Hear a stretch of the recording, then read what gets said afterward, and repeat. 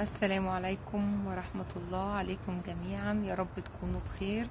ويا رب تكون الصوت كويس. عايزة حد يقول لي الصوت كويس ولا لأ، وفي حد معانا ولا لأ.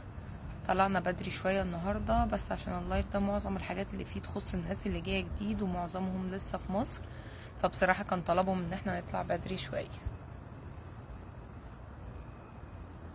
لو حد شايفنا يا ريت يقول لنا.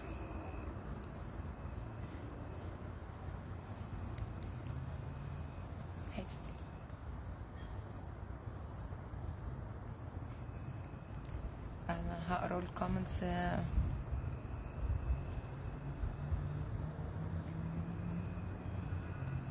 ريت لو في اي حد يكتب لنا كومنت ياكد لنا بس ان انتوا شايفين عشان نبتدي اللايف على طول. خلاص اوكي كده.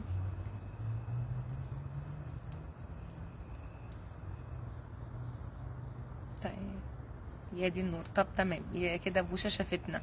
خلاص بصي انا مش هحتاجه، خلاص انا اوريدي شايفه الكومنتس من هنا، خلاص شكرا. طيب عشان ايه، انا كنت حابه اقرا الكومنت من موبايل تاني بس دلوقتي تمام.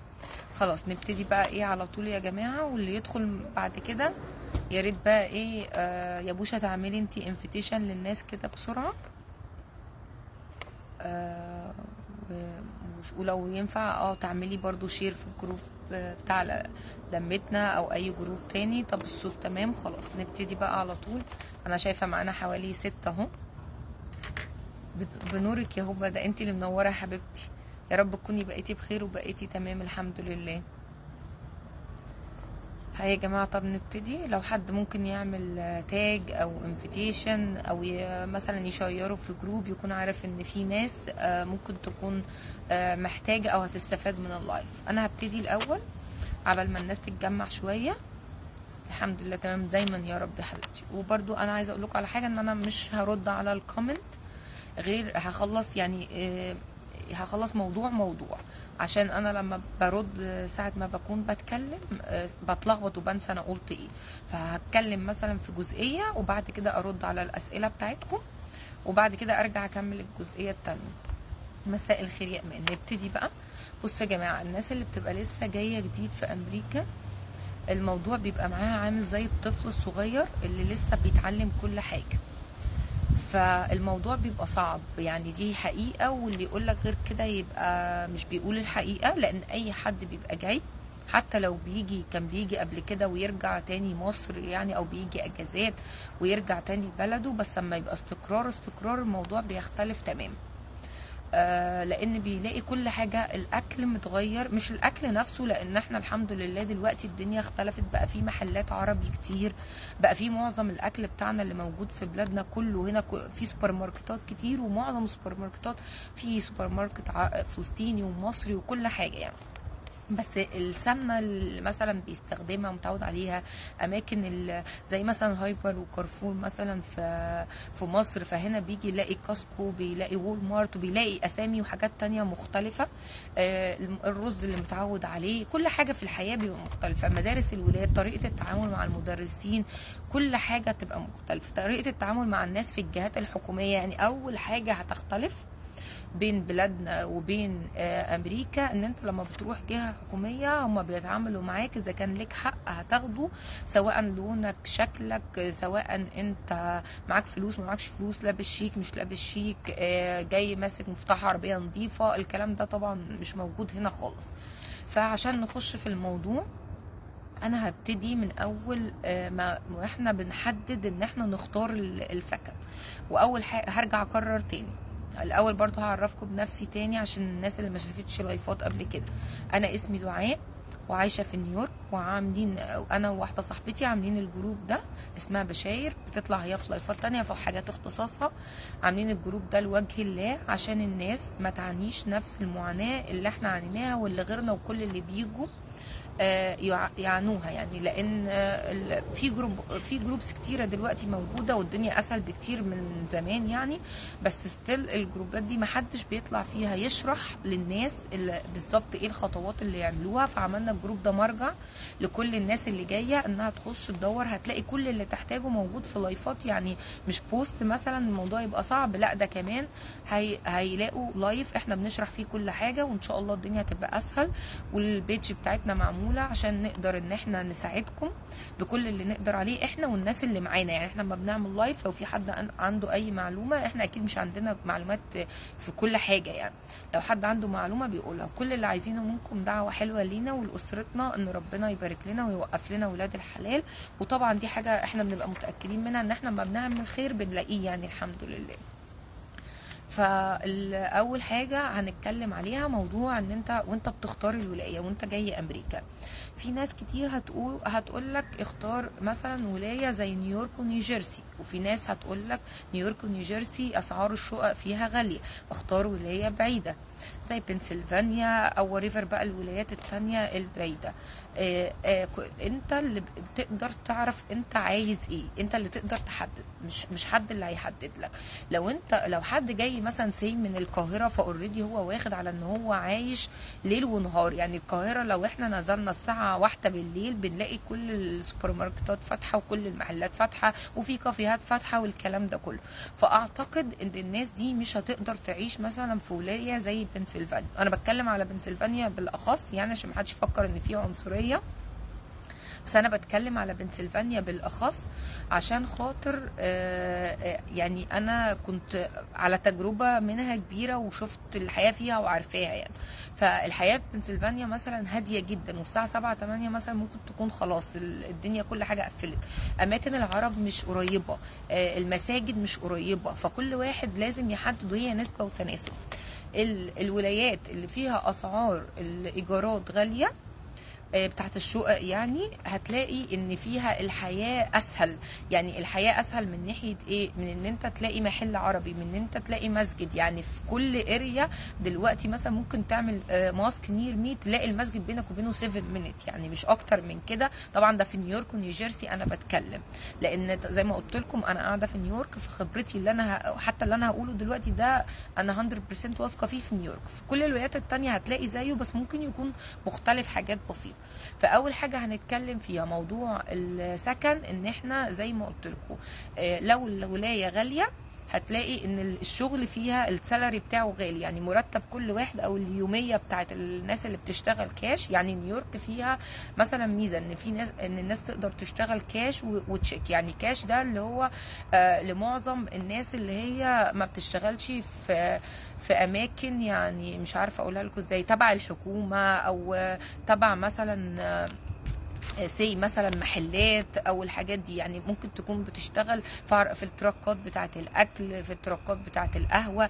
يعني بمعنى اصح اللي عنده صنعه بيقدر يشتغل في نيويورك، اللي عنده شهاده وانجليزي والحاجات دي كلها بيقدر يشتغل، الموضوع بيبقى بالنسبه له سهل. في الولايات التانية لو الانجليزي بتاعك مش كويس مش هتلاقي بسهوله، لان معظم الشغل في الولايات التانية بيبقى في اماكن زي مثلا في شركه ابل، في شركات، فممكن يبقوا محتاجين انجليزي شويه. فطبعا دي اول حاجه، ان احنا السكن لازم نحدد احنا يعني هنشتغل ايه. لو هنشتغل، لو احنا كواليفيكيشن ومعانا حاجات كتيره نقدر نشتغل في اماكن زي اللي قلت لكم عليها، ممكن نروح ولايه تانية. بس الولايات التانية الساعه فيها اللي هو المرتب يعني بيبقى اقل، فالسكن بيبقى اقل، فالاكل بيبقى اقل. فهي نيويورك مثلا المرتبات اعلى، فالسكن اعلى، فالاكل اعلى.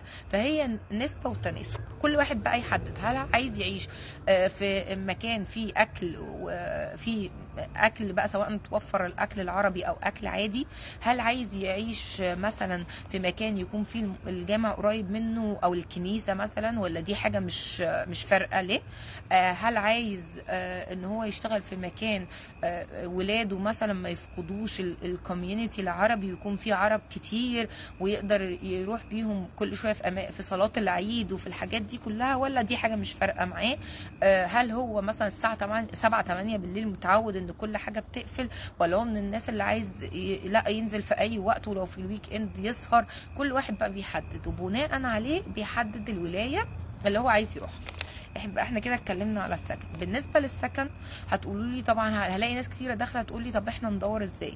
بصراحه دي مشكله كبيره من مشاكل، يعني دي انا شايفاها انها من المساوئ، لان امريكا فيها ميزات وفيها مساوئ، وان شاء الله هنتكلم في لايف تاني عن الموضوع دوت كامل، وهنتكلم فيه بما يرضي الله، مش زي البلوجر اللي لسه جايين امريكا ما كملوش شهر وبينزلوا لايفات مش حقيقيه عشان يلموا فيوز بس والحاجات دي. لا، احنا هنتكلم فيه بما يرضي الله على المساوئ والمزايا. وكل مكان في الدنيا بيبقى فيه كده، مفيش مكان في الدنيا بيبقى فيه كله مزايا او كله مساوئ. فبالنسبه للمساوئ بتاعه امريكا، ان موضوع السكن فيها انك تلاقي سكن صعب جدا، وخصوصا للناس اللي لسه جايه. ومش عارفه بصراحه يعني دي حلها ايه، لان انا حاولت كتير ان انا يعني افكر في الموضوع ده او اشوف فيه حل، بس لقيت ان الطرفين بيبقوا على حق. الطرف صاحب البيت او صاحب البيلدينج، والطرف اللي هو جاي يأجر. صاحب البيلدينج لازم بياخد اوراق على اللي جاي يأجر منه، لان في قوانين بالذات في ولاية نيويورك ان هو لو انت ما دفعتش ومعاك اطفال مش هيقدر يخرجك الا بالمحكمة، والمحكمة ممكن تاخد سنة. فبالتالي هو لازم يأمن نفسه ان انت عندك شغل كويس، عندك كريدت كويس، وهشرح بعد كده ايه الكريدت ده. ان انت الهيستوري بتاع الكريدت بتاعك كويس، يعني برضو ان انت الكريدت بتاعه بتدفعه في مواعيده، وان عندك شغل كويس زي ما قلنا. فالحاجتين دول اللي لسه جايه اصلا مش بيبقوا موجودين. فبصراحه انا مش عارفه ده هيعمل ايه، بيضطر ان هو يلجأ يشوف حد يجيب له شقه على اسمه، ودي حاجه ما بتحصلش كتير وصعبه، لان محدش هيقدر برضو يعمل كده لحد حتى لو قريبه، لان هو لو لا قدر الله حصل له اي ظروف طارئه او ما دفعش، اللي ضامنه ده هو اللي هيتحط في المشكله. الحل بالنسبه لي ان الناس اللي بتفكر تيجي انها تيجي في الصيف، يعني في شهر 6 تقرر ان مجيئها امريكا يكون في شهر 6 او ماكسيموم 7. ليه بقى؟ لان في ناس كتيره بتبقى نازله مصر في التوقيت ده، او نازله بلادها. يعني انا معلش دايما بقول مصر عشان بتكلم عن بلدي يعني. فبتبقى نازله في التوقيت ده، فبتعوز تأجر الشقه بتاعتها. ف بتحط بقى في جروبات، يعني دي سهله هتعرفوا توصلوا شقه مجرد ايجار شهري. فلو انتوا جيتوا في الصيف في اول الصيف وقعدتوا مكان ناس، هتقدروا تدوروا من وانتوا في امريكا. اول حاجه ممكن تكون ربنا كرمكم بشغل فجبتوا الورقه من الشغل. الكريدت مش كل الناس بتطلبه قوي، ممكن يعدي لو انتوا بتشتغلوا في مكان كويس ومكان بتاخدوا منه راتب كويس. تاني حاجة ممكن تلاقوا بقى حد عنده فاميلي هاوس، يعني حد عنده بيت وبيأجر دور. ده بيبقى متهاون شوية عن موضوع البيلدينج اللي هو المبنى الكامل ده، دي بتبقى تبع شركات، فدي بتبقى لازم واخدين احتياطاتهم. او بتبقى ان انتوا مثلا لقيتوا اعلان في الجامع، حد مثلا عايز يأجر شقته، فبما ان انتوا بتبقوا عارفين بعض من الجامع فبرضه بيبقى فيه تهاون شوية. ده انا شايفة ان ده الحل الوحيد، لان الناس لما بتيجي في شهر 10 بتبقى اوريدي مفيش حتى شقق مفروشه يقعدوا فيها، لان الناس اللي بتبقى نازله اجازه بتبقى رجعت، وفي نفس الوقت بتتعب جدا عبل ما بتلاقي شقه، لان لازم حد يضمنها زي ما قلت لكم. او الحل التاني بقى لو حد مش امكانياته انه يجي مثلا من الصيف، ان ممكن يدور على في اير بي ان بي. ده ابلكيشن بيأجر زي الفنادق، بس هو بيأجر شقق وبيأجر ارخص من الفندق، يعني بتبقى شقه فيها الكيتشن بتاعها وفيها كل حاجه، مش زي الفندق انه ممكن ما يكونش فيه كيتشن او كده.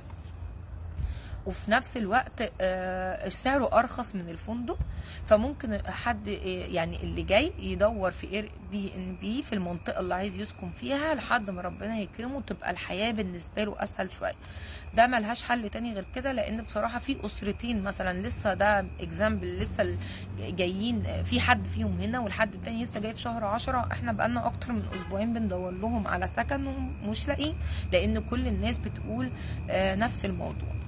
احنا كده دلوقتي اعتقد اتكلمنا عن اختيار الولاية واتكلمنا على السكن. ده كل واحد فيكم يقدر يحدده زي ما قلنا. في حد عنده سؤال في موضوع هقول لكم حاجة قبل ما اقول الاسئلة. في كذا حد هيقول لي ايه، طب احنا ازاي نعرف المنطقة دي اصلا كويسة ولا لا؟ لان في مناطق هنا بيبقى فيها ناس مش كويسين. يعني ومبيبقاش فيها امان قوي، يعني مبيبقاش البوليس موجود فيها كتير. والبوليس هنا موجود في كل حته، بس الاماكن دي معينه لناس معينين، مش عايزه اقول اسمهم عشان ما يقولوش عنصريه. بس دول بيبقى صعب جدا السكن جنبهم، احنا ما نعرفش ان احنا نسكن جنبهم يعني. لان بيبقوا بيشربوا في الشوارع دراجز، والولاد مثلا وهم معديين ما ينفعش يشوفوهم. بيبقوا ممكن يتخانقوا، بيقولوا الفاظ وحشه في الخناقات. فده انتوا اللي لسه جاي مثلا هيعرفوا منين؟ في حد عايز يجوين الفيديو بس انا مش عارفه مين بصراحه. يعني ممكن قبل ما تجوين الفيديو حضرتك تقول لنا مين، او طب انا هقبل واشوف مين يعني بصراحه.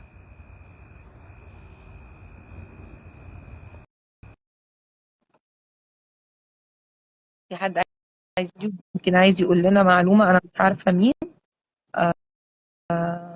بس اعتقد مش هيرضى، لان المره اللي فاتت احنا ده السبب ان انا وبشاير مش عارفين نطلع مع بعض.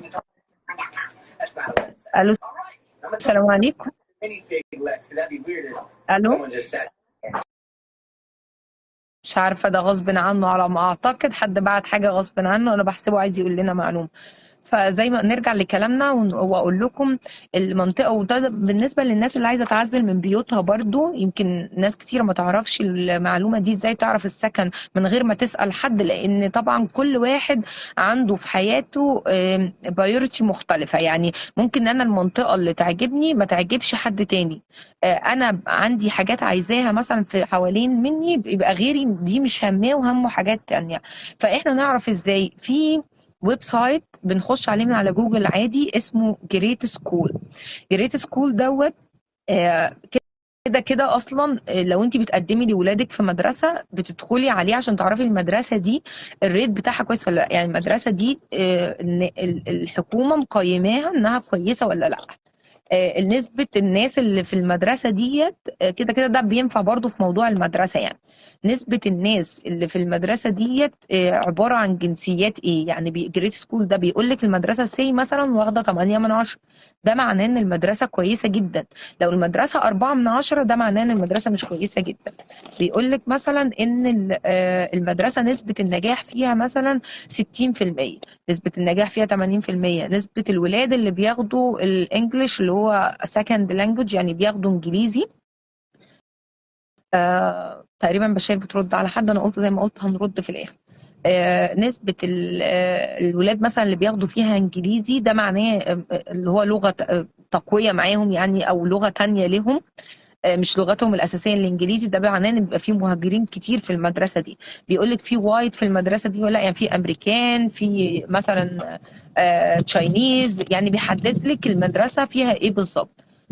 فدي نقدر نعرف منها المدارس. في نفس الوقت لما بنيجي ننقل من السكن زي ما قلت لكم او بدور على سكن، لما بندخل بنحط الزيب كود يعني الرقم البريدي للمنطقة اللي احنا هنسكن فيها. هنا في أمريكا كل منطقة لها حاجة اسمها رقم بريدي. الرقم البريد ده بيبقى موجود في العنوان، آخر كام رقم كده في العنوان. فبنخش على الويب سايت بتاع المدرسة وبيقول لك حط الرقم البريدي اللي انت عايز تدور فيه على المدارس بتاعتك، فهيطلع لكم المدارس. هتلاقوا المدارس، لو المدارس من 7 ل 10 يبقى المنطقة دي كويسة جدا، لأن هي المدارس مرتبطة، المنطقة بتبقى مرتبطة بالمدرسة. يعني المنطقة النظيفة لازم تلاقي المدرسة اللي فيها تكون كويسة. اسمها على جوجل بيظهر كل المعلومات الخاصة بيها. ما احنا بقى بنتكلم لو هما ما يعرفوش أسامي المدرسة يا سلمى. ما احنا بنتكلم لو حد بيدور على بيت فهيعرف منين البيت ده كويس ولا لا. فبس انا حاطه لهم ان جريت سكول ده حاطه لهم يكون حاجه ليهم طريق يعرفوا المنطقه دي كويسه ولا لا. فلو ما يعرفوش اسم اي مدرسه هيخشوا بس يكتبوا على الرقم البريدي هيطلع لهم المدارس. طلعت المدارس كويسه وهتعرفوا فيها الناس اللي انا بقول لكم عليهم مش كويسين دولت. طبعا كله فاهم قصدي مين الناس اللي مش كويسين دولت. فالناس دولت بيبقى طالع في الديسكريبشن بتاع المدرسه على الجريت سكول دي فيها نسبه مثلا اللي هم الوايت اللي هم العرب بيبقوا يعتبروهم وايت يعني، ونسبه الامريكان قد ايه، ونسبه الايجن والتشاينيز، ونسبه الناس التانيين دول البلاك يعني. عشان لو في حد مش فاهم قصدي هم كاتبينهم كده على الويب سايت البلاك يعني، بيبقى كاتبين نسبتهم قد ايه. فكده احنا لما نيجي ندور على سكن عرفنا احنا ازاي هنعرف المنطقه دي كويسه ولا لا. ولما نيجي ندور على ولايه عرفنا برضو ازاي احنا الولايه بتاعتنا. بتضحكي على ايه يا سلمى؟ مش عايزه اقولهم عشان ما يقوليش عليا عنصريه، ما تضحكنيش بقى. طيب، حد عنده كده؟ احنا اتكلمنا على موضوع السكن،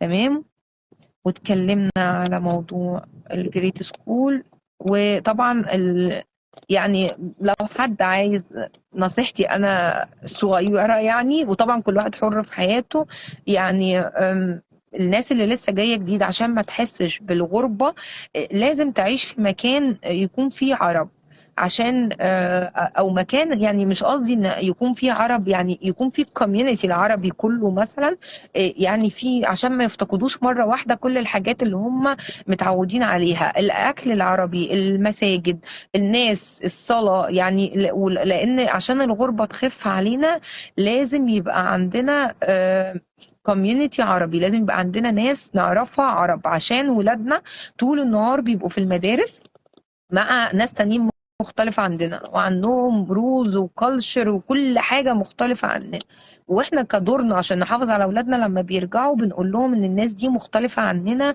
وان احنا غيرهم، وان احنا لنا دين وحرام وحلال وينفع وما ينفعش والكلام ده كله. طيب ولادنا لما تسمع الكلام ده من الام والاب بس، وما تشوفش ناس تانيين بتعمل الحاجات دي، مش بالوقت ممكن خلاص ما يقتنعوش ويبقوا شايفين ان احنا غلط، وتبتدوا تلاقوا اللهجة بتاعت الولاد بتتكلم بيقولوا لكم ايه، انتوا واحنا، يعني وده لما بيحصل لازم تنهي القصه دي، مفيش حاجه اسمها انتوا واحنا، احنا واحد يعني.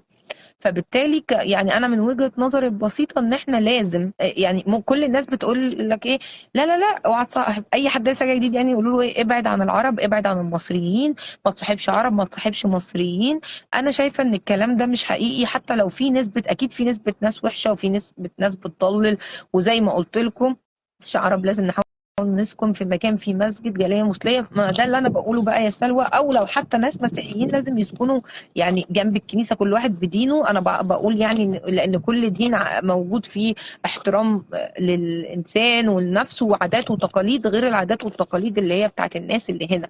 فلازم أنا بتكلم إن يبقى في ناس زي الطبيعة بتاعتنا، يعني زي الدين بتاعنا أو زي أخلاقنا، يكون ولادنا بيشوفوهم وبنودوهم لأماكن المساجد. فبالتالي انتوا لو سكنتوا في الأول بالذات، يعني فيما بعد ممكن يكون الولاد كبروا بيروحوا هم لوحديهم، الحاجات دي كلها. أنا ممكن أحرك كرسي سنة بس كده عشان في مضايقني. أيوة كده راح الحمد لله.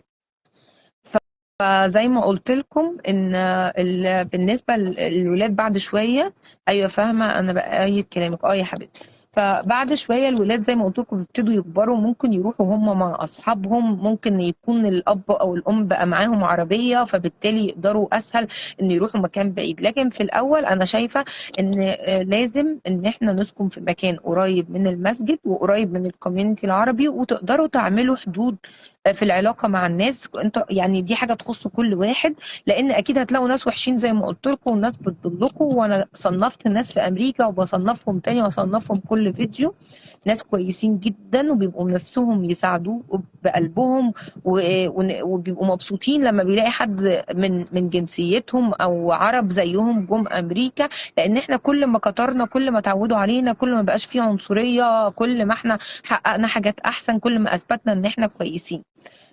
والناس دي بس قلت في منهم ناس بتبقى ما عندهاش معلومات، لانها ما مرتش بالسيتويشن اللي انت هتمر بيه، او انت جاي مختلف عنهم في نوع الفيزا.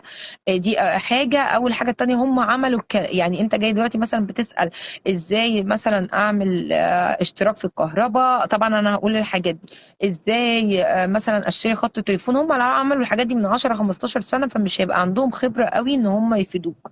دول ناس كويسين وزي ما قلنا، بس ممكن يكون عندهم نقص في المعلومات. النص التاني، النص اللي هم انا مسمياهم الضالين، اللي هم بيحبوا يضللوك وبيقولوا لك المعلومة الغلط تماما، عشان تتعب وتشقى وعشان تتبهدل وعشان تفضل قليل، وعشان يفضلوا لمدة 5 6 سنين يقولوا لك ايه ده ايه ده انت لسه مستجد، انت ما تعرفش حاجة. والنص الأخير اللي هو أول ما بيشوفك، على رأي في واحدة عليكم السلام كانت عاملة تيك توك على الموضوع ده، اللي هو أول ما بيشوفك اللي هو عامل كده طول ما هو ماشي، وفعلا دي حقيقة، اللي هو أول ما بيشوفك كأنه ما يعرفكش، يعني أول ما تبقى لسه هتبتسم وتقول سلام عليكم، أول ما تلاقي حد عربي تلاقيهم عملوا كده، في إيه يا جماعة، مالكم مالكم، يبقى إحنا مش هناكلكم على فكرة يعني. فهتلاقوا ناس كويسين وهتلاقوا ناس وحشين. لازم يبقى عندكم علاقات عشان في مناسبة ولا حاجة. بتتجمعوا، يعني المساجد هنا ما شاء الله بتعمل، واكيد وانا بشوف الكنايس برضه، يعني احنا دايما ليله 27 في رمضان بيبقى الكنيسه عندها برضه احتفال في نفس التوقيت. فبيبقى في اليوم ده لازم نتجمع مع بعض كعرب. في يوم الوقفه بعمل فيديو تاني بقى عشان ما اطولش على الناس يعني على الموضوع ده. يوم الوقفه في رمضان، الحاجات دي كلها لازم ان احنا نتجمع مع عرب زينا، ولو ظروفنا ما تسمحش في البيت يبقى نروح في المسجد. عشان طبعا هنا البيوت مختلفة تماما، وده هبقى بعمله في اللايف التاني عن مثلا البيوت في البلاد العربية. فممكن الناس تبقى ما عندهاش قدرة انها تتجمع في البيت، فأتليست الولاد يشوفوا الناس اللي زيهم مثلا في المسجد. فعشان يبقى عشان يحافظوا على اللغة العربية بتاعتهم. ونصيحة برضو مني تانية للناس اللي لسه جاية جديد، وبرضو كل واحد حر، بلاش عقدة الخواجة، وبلاش ان ولادكم ما تتكلموش معاهم عربي في البيت. وانا مقتنعة مليون في المية ان لو الام والاب فضلوا يتكلموا عربي مع الولاد ولو كلموهم انجلش يقولوا لهم احنا مش فاهمين، ان هم هيحافظوا على اللغه بتاعتهم. دي ميزه مش عيب والله يا جماعه لما يتكلموا لغتين، يعني اسمهم باي لانجوج.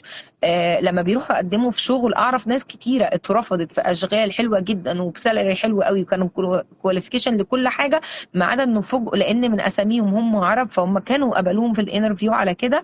وده موقف حصل قدامي، بس اترفض، ما اتقبلوش في الاخر لما جم يكلموهم بالعربي. يعني كان من ضمن اسئله الانترفيو ان هم بيسالوهم حاجات عربي، عشان عايزينهم يتواصلوا مع ناس. في ناس كثيره بتيجي في اماكن عرب ومش بتعرف تتكلم انجليزي.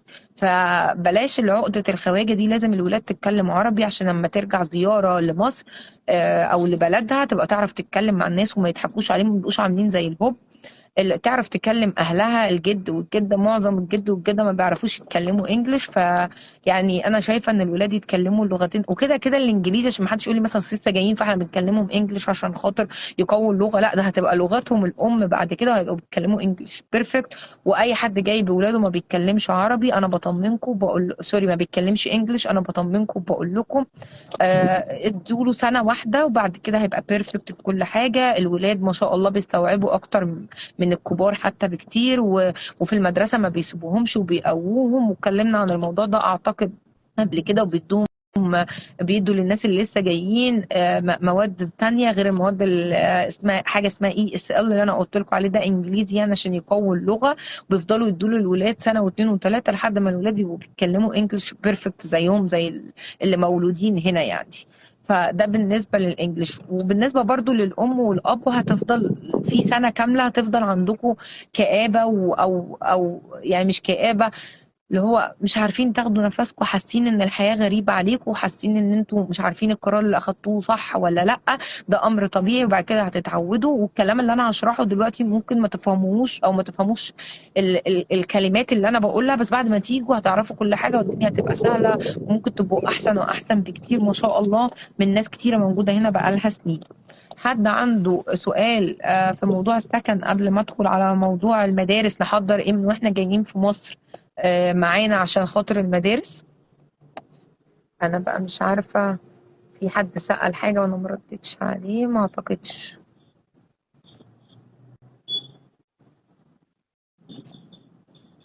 ما حدش سأل سؤال في السكن اعتقد.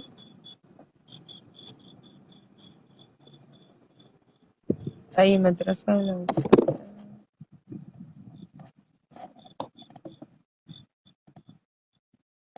ما اعتقدش حد كاتب اسئلة، تقريبا كله كان بيسلم على بعضه وبيسلم عليا. آم، طيب ادخل بقى على النقطة التانية بتاعت المدارس. ولو حد عنده اي سؤال برضو يسأل في الاخر، مفيش مشكلة. النقطة بتاعت المدارس وانتوا جايين منورة يا دعاء، بنورك يا نور يا اختي حبيبتي. بصوا يا جماعة، لو الناس اللي جاية تقدم في المدرسة، اول حاجه لازم تحضرها معاها وهي جايه من مصر الامونيزيشن اللي هي التطعيمات، لان دي اهم حاجه هنا في ساعه ما بتقدموا للمدرسه. يعني الناس اللي بتتعب نفسها والكلام ده انا بقوله، يعني انا واثقه ومتاكده منه على الاقل قوي في الميدل سكول وفي الالمنتري سكول اللي هم في الابتدائي وفي الاعدادي. اي حد جاي في الابتدائي وفي الاعدادي في ولايه نيويورك بالاخص ونيوجيرسي ما يقلقش خالص بين ان هو يتعب نفسه في مصر ويروح يجيب الورق من المدارس ويروح يجيب مش عارفه العباسيه والحاجات الكتيره اللي بتحصل دي. العكس، لو انتوا ماشيين من امريكا هتتعبوا جدا. لكن لو انتوا جايين من مصر لامريكا انتوا محتاجين شهاده ميلاد الطفل. بنورك يا كوكو. شهادة ميلاد الطفل بالإنجلش والتطعيمات بتاعته بالإنجلش. التطعيمات اللي بياخدها كلها بتبقى أكيد على ما أتذكر إنها بتبقى في كتاب كده موجودة في مصر، فبتروحوا بيها المكان معتمد ويترجم لكم التطعيمات دي. لو ما قدرتوش وجيتوا زي ما قلت لكم في الصيف هتكونوا ان شاء الله لما وصلتوا عملتوا التأمين الصحي. وهشرح ايه هو التأمين الصحي ده، اللي هو التأمين بتاع المستشفيات والدكاترة يعني. هتكونوا ان شاء الله عملتوه، ولما تعملوه هتروحوا للدكتور هنا اللي هو الدكتور اللي هو الفاميلي دكتور اللي هو دكتور العائلة. كل الناس هنا لازم يبقى عندها الدكتور بتاعها، لان لو عندها اي مشكلة بتروح تكشف عنده، ولو عندها مشكلة لا قدر الله حتى في قلب او حاجة تانية ما تخصش دكتور العائلة او عظام لازم بتروح له هو يحولها على الدكتور التاني. فالدكتور ده لما بتروحي له بتطلبي منه ان هو، بس الكلام ده انا بتكلم على الدكاتره العرب برضو، انا ما اعرفش لو منطقه ما فيهاش عرب ودكاتره امريكان هل هيوافقوا يكتبوا الكلام ده ولا لا. الدكاتره العرب بتقول لهم انا عايزه ورقه بالتطعيمات اللي ابني اخدها. ابني اخد التطعيمات دي بتجيبها له بالعربي عادي، او حتى مش حتى انت بتقولي له بالبق ايه التطعيمات اللي اخذها، او معروفه يعني اللي عنده مثلا 10 سنين ايه التطعيمات اللي هي المتعارف عليها مثلا في مصر وهو بيعملها لك. بس لو مش هتعرفي تروحي الدكتور او جايه على مثلا على شهر 9 والمدرسه تبتدي في 9، ده هياخد تايم منك انك تعملي الانشورنس اللي هو التامين الصحي وتروحي للدكتور وكده. فلازم تبقوا انتم مترجمين التطعيمات، لان مش هيدخلوا الولاد من غير التطعيمات ومن غير شهاده الميلاد ومن غير الابروف اوف ادرس. ابروف اوف ادرس ده اللي هو اثبات السكن، واثبات السكن ده هقول لكم دلوقتي بيتعمل ازاي. بس احنا كده اول حاجه عشان قلنا البيرث سيرتيفيكيت اللي هي شهاده الميلاد بالانجلش، التطعيمات معموله بالانجلش. وقلنا اثبات السكن، واثبات السكن هقول لكم دلوقتي لانه بيخص نقطه تانية هتجيبوه منين ان شاء الله. قبل ما نقل بس على موضوع اثبات السكن ده اللي هو الابروف ادرس ده بنجيبه ازاي. هقول لكم بقى على حاجه بتعمل لما تيجوا يعني ان شاء الله، عشان الناس اللي عايزه اكتيفيتي بديله. موضوع الاكتيفيتي بتاع الولاد ده هنتكلم فيه في لايف لوحده برضو لان هم كتير، بس اهم هقول لكم اهم مكانين هنا اللي هم زي بديل النادي في مصر. لان طبعا الناس كلها متعوده انها بتودي ولادها نادي بالثلاث اربع، هو مفيش يعني بديل كامل عشان ما حدش يقول دي ضحكت علينا، عشان بس تبقوا عارفين دي من ضمن عيوب امريكا ان ما فيش بديل كامل للنادي زي ما النادي في مصر احنا كل يوم رايحين فين، رايحين التدريب جايين من التدريب. السباحه والخيل والكاراتيه واللي مش عارفه ايه الحاجات دي كلها دي ما فيش بديل لها هنا. بس ليست في يعني ممكن كاراتيه، ممكن سباحه، ممكن ارت اللي هو لو حد عنده موهبه او تالنت في الرسم يعني كرافت اللي هي الحاجات البسيطه دي موجوده. في مكانين، مكان ده فري خالص نادي اسمه واي ام سي اي، سوري اسمه ريكريشن سنتر، وهنزل لكم في الديسكربشن بتاع اللايف هنزل لكم الاسم بتاع الواي بتاع الريكريشن سنتر اللي هو فري للاطفال. ده اسمه الريكريشن سنتر، ده فري خالص للاطفال تحت سن ال 18 سنه. وبس للاب والام لو عايزين يشتركوا عشان مثلا عايزين يروحوا مع اولادهم السباحه، لان السباحه الاولاد مش هينفع يدخلوا من غيرهم، بيبقى بحوالي $80 في السنه كلها للفرد يعني. بس ده عنده المشكله الوحيده بتاعته ان هو يعني في اكتيفيتي بسيطه، يعني في مساعده مثلا في الهوم وورك، في مثلا كلاسز اللي هي الكرافت اللي بقول لكم عليها او الارت. ما انا كتبت الاشتراك فري، قلت الاشتراك فري. بس مثلا لو جايين تقدموا في سباحه او جايين تقدموا في كاراتيه، للاسف ان انتوا بتخشوا في قرعه، لان زي ما قلت لكم هو فري فكل الناس بتروح فيه.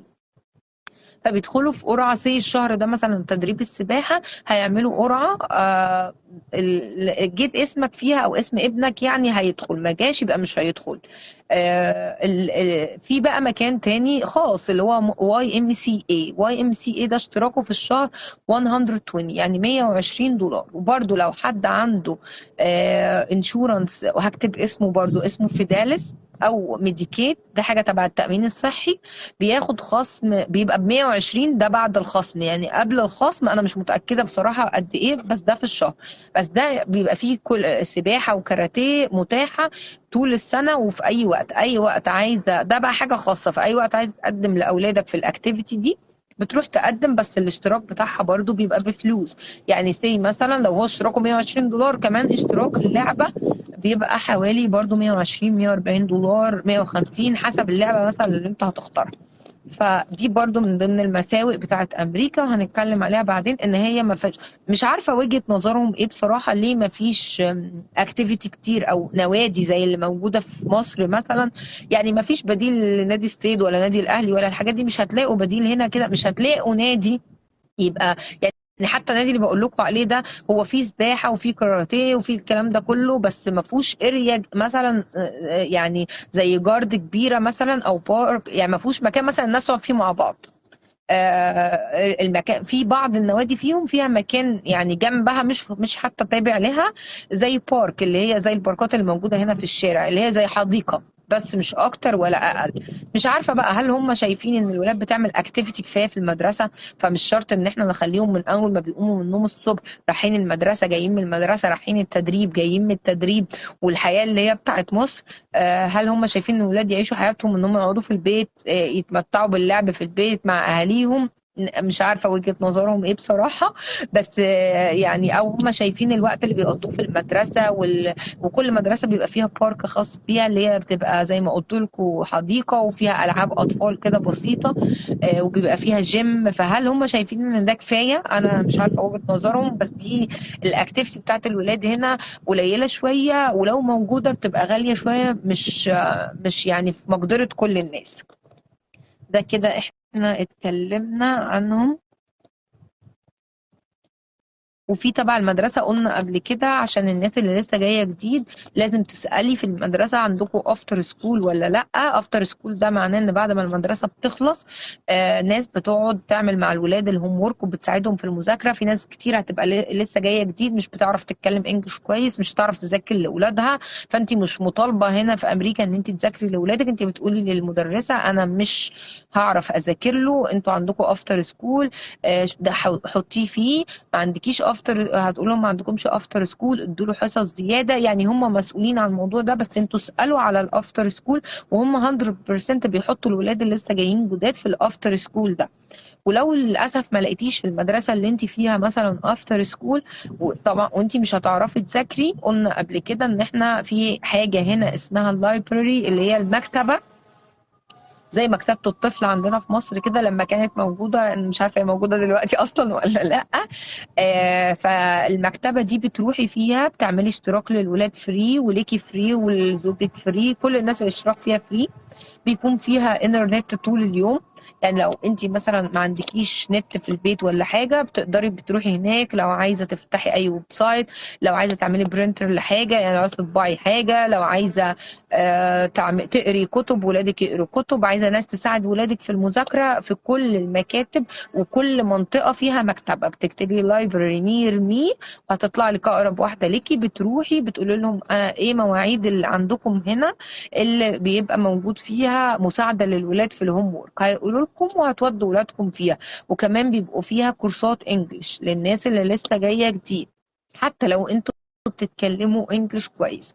بس في فرق بين النطق في امريكا والنطق في اي حتة تانية في العالم. يعني حتى اوروبا نفسها ما بينطقوش زي امريكا.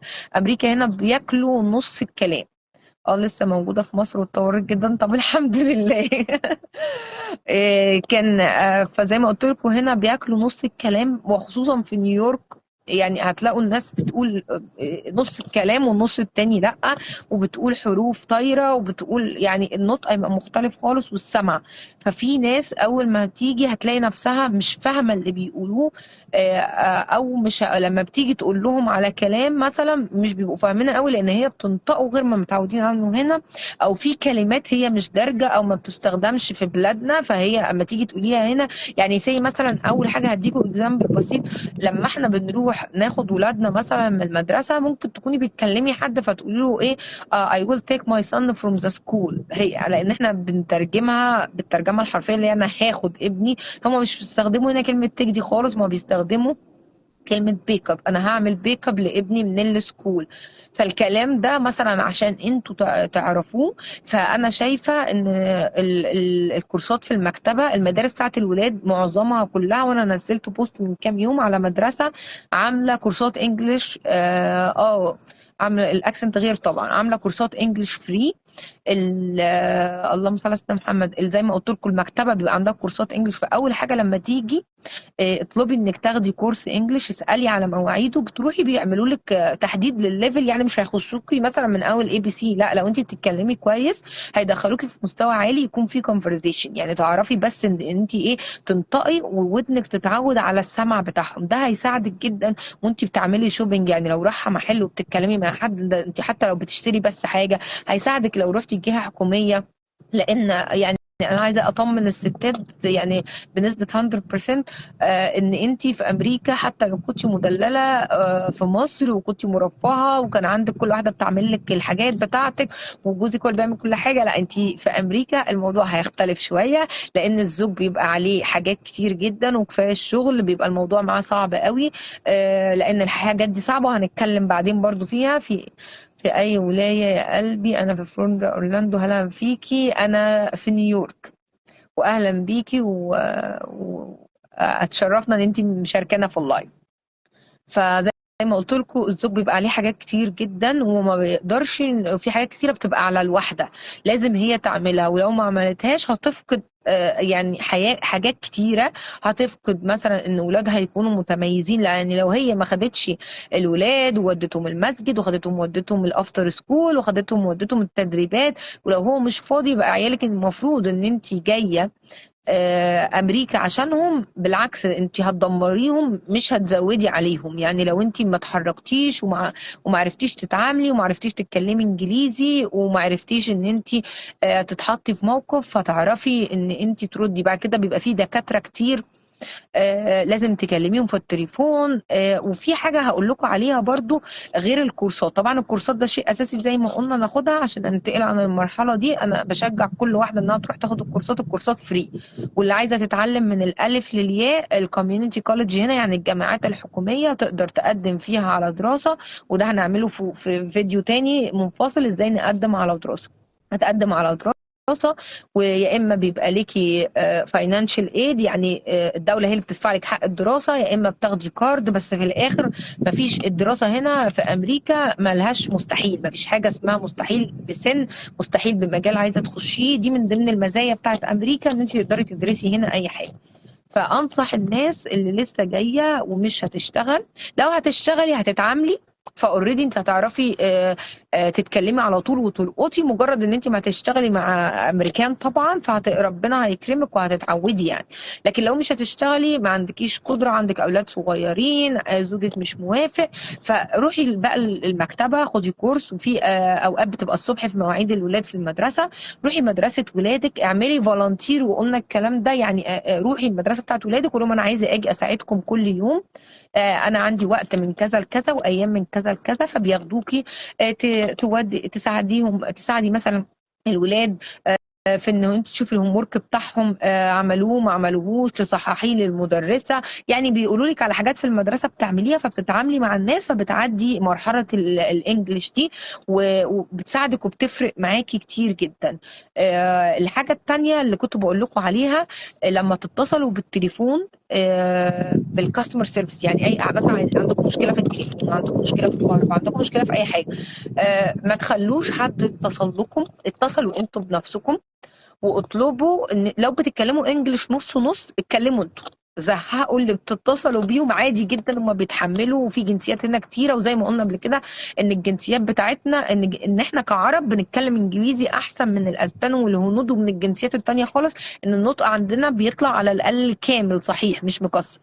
ممكن شغل اونلاين في جروب ممكن اشترك فيه يساعدونا في شغل حبيبتي؟ معلش انا مش فاهمه سؤالك. او ممكن شغل اونلاين في جروب ممكن اشترك فيه يساعدونا في شغل مش فاهمه السؤال، معلش اشرحي اكتر بس.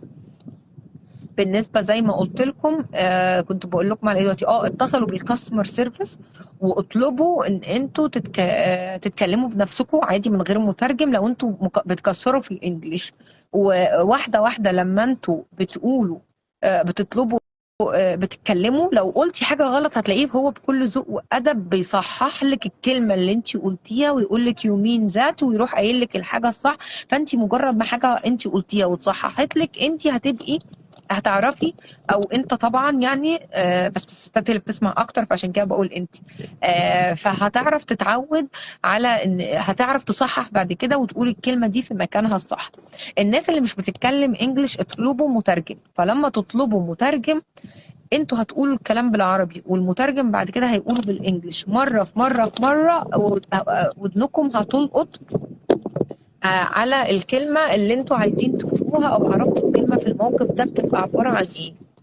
اسفة يا جماعة معلش لحظة، اسفة معلش الظاهر حساسية ولا حاجة رجعت تاني. ممكن حد يساعدنا اننا نلاقي شغل كاش او في جروبات عربية نسأل فيها يساعدونا، ميرسي ليكي.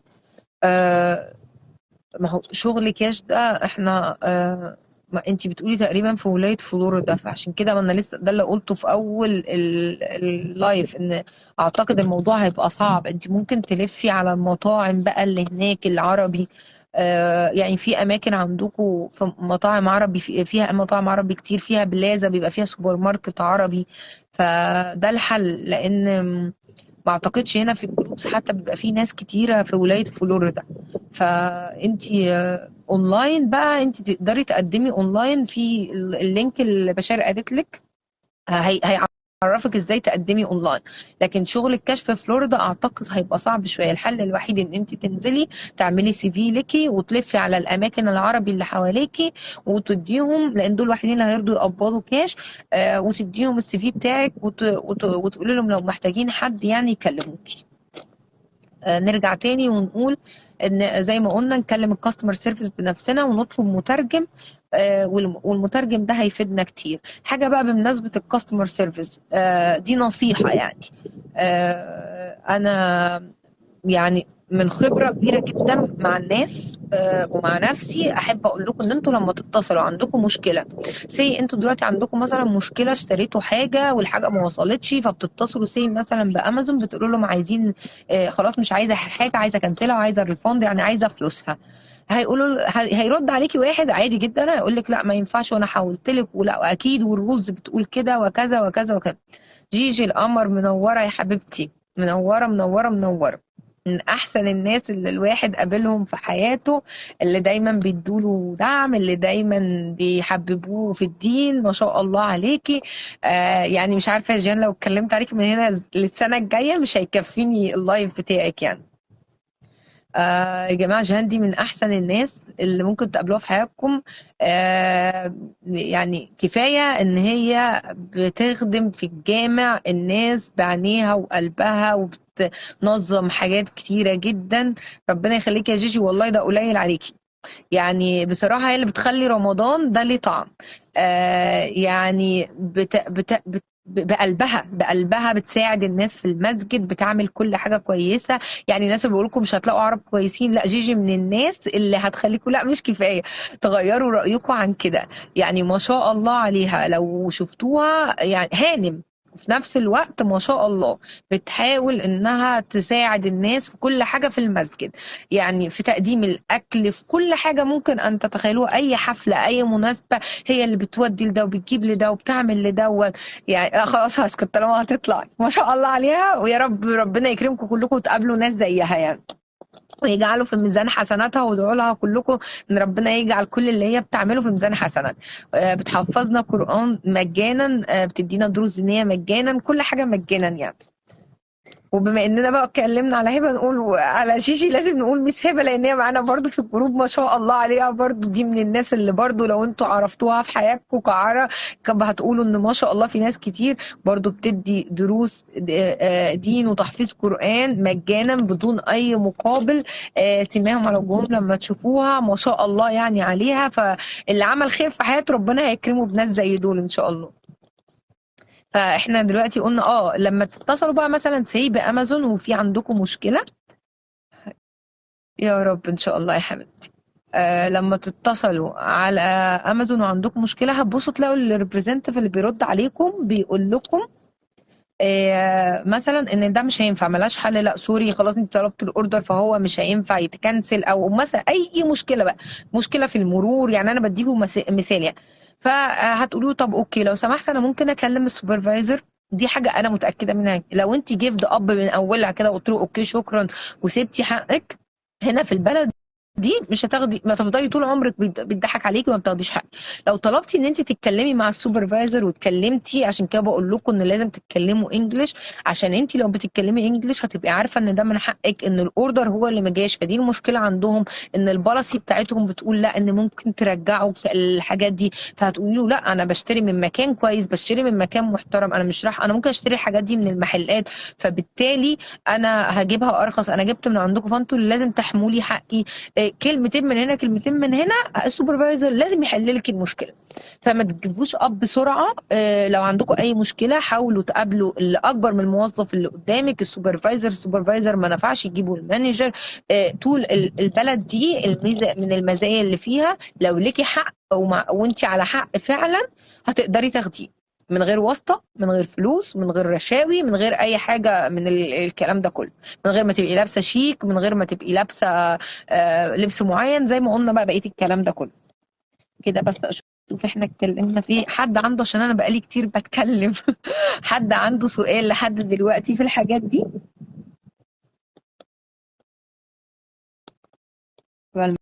معلم على اللي قلت عليه كده.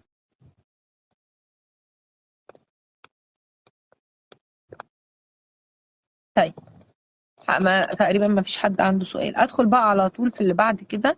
ان شاء الله بقى لما توصلوا امريكا باذن الله، في ناس هتبقى عايزه تشتري عربيه من اول ما توصل. طب هنأجل شراء العربية، اما اتكلم الأول على الرخصة والاي دي. اول ما توصلوا ان شاء الله امريكا، المفروض ان انتوا بتستلموا الجرين. دلوقتي بيقولوا انه بيتاخر، بيجي على العنوان اللي انتوا حاطينه بعد شهر او اتنين، او في ناس بتقول ثلاثة.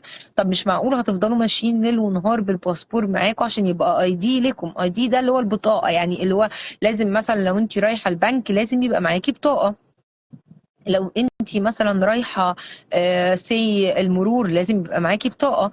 فانت اول ما بتيجي في بيبقى عندك حلين، يا اما تعملي الاي دي العادي اللي هو مش شرط اللي هو له علاقه بالرخصه خالص، يعني بتروحي بس الاي دي العادي والرخصه هما نفس الطلبات، فانا هقولهم مع بعض.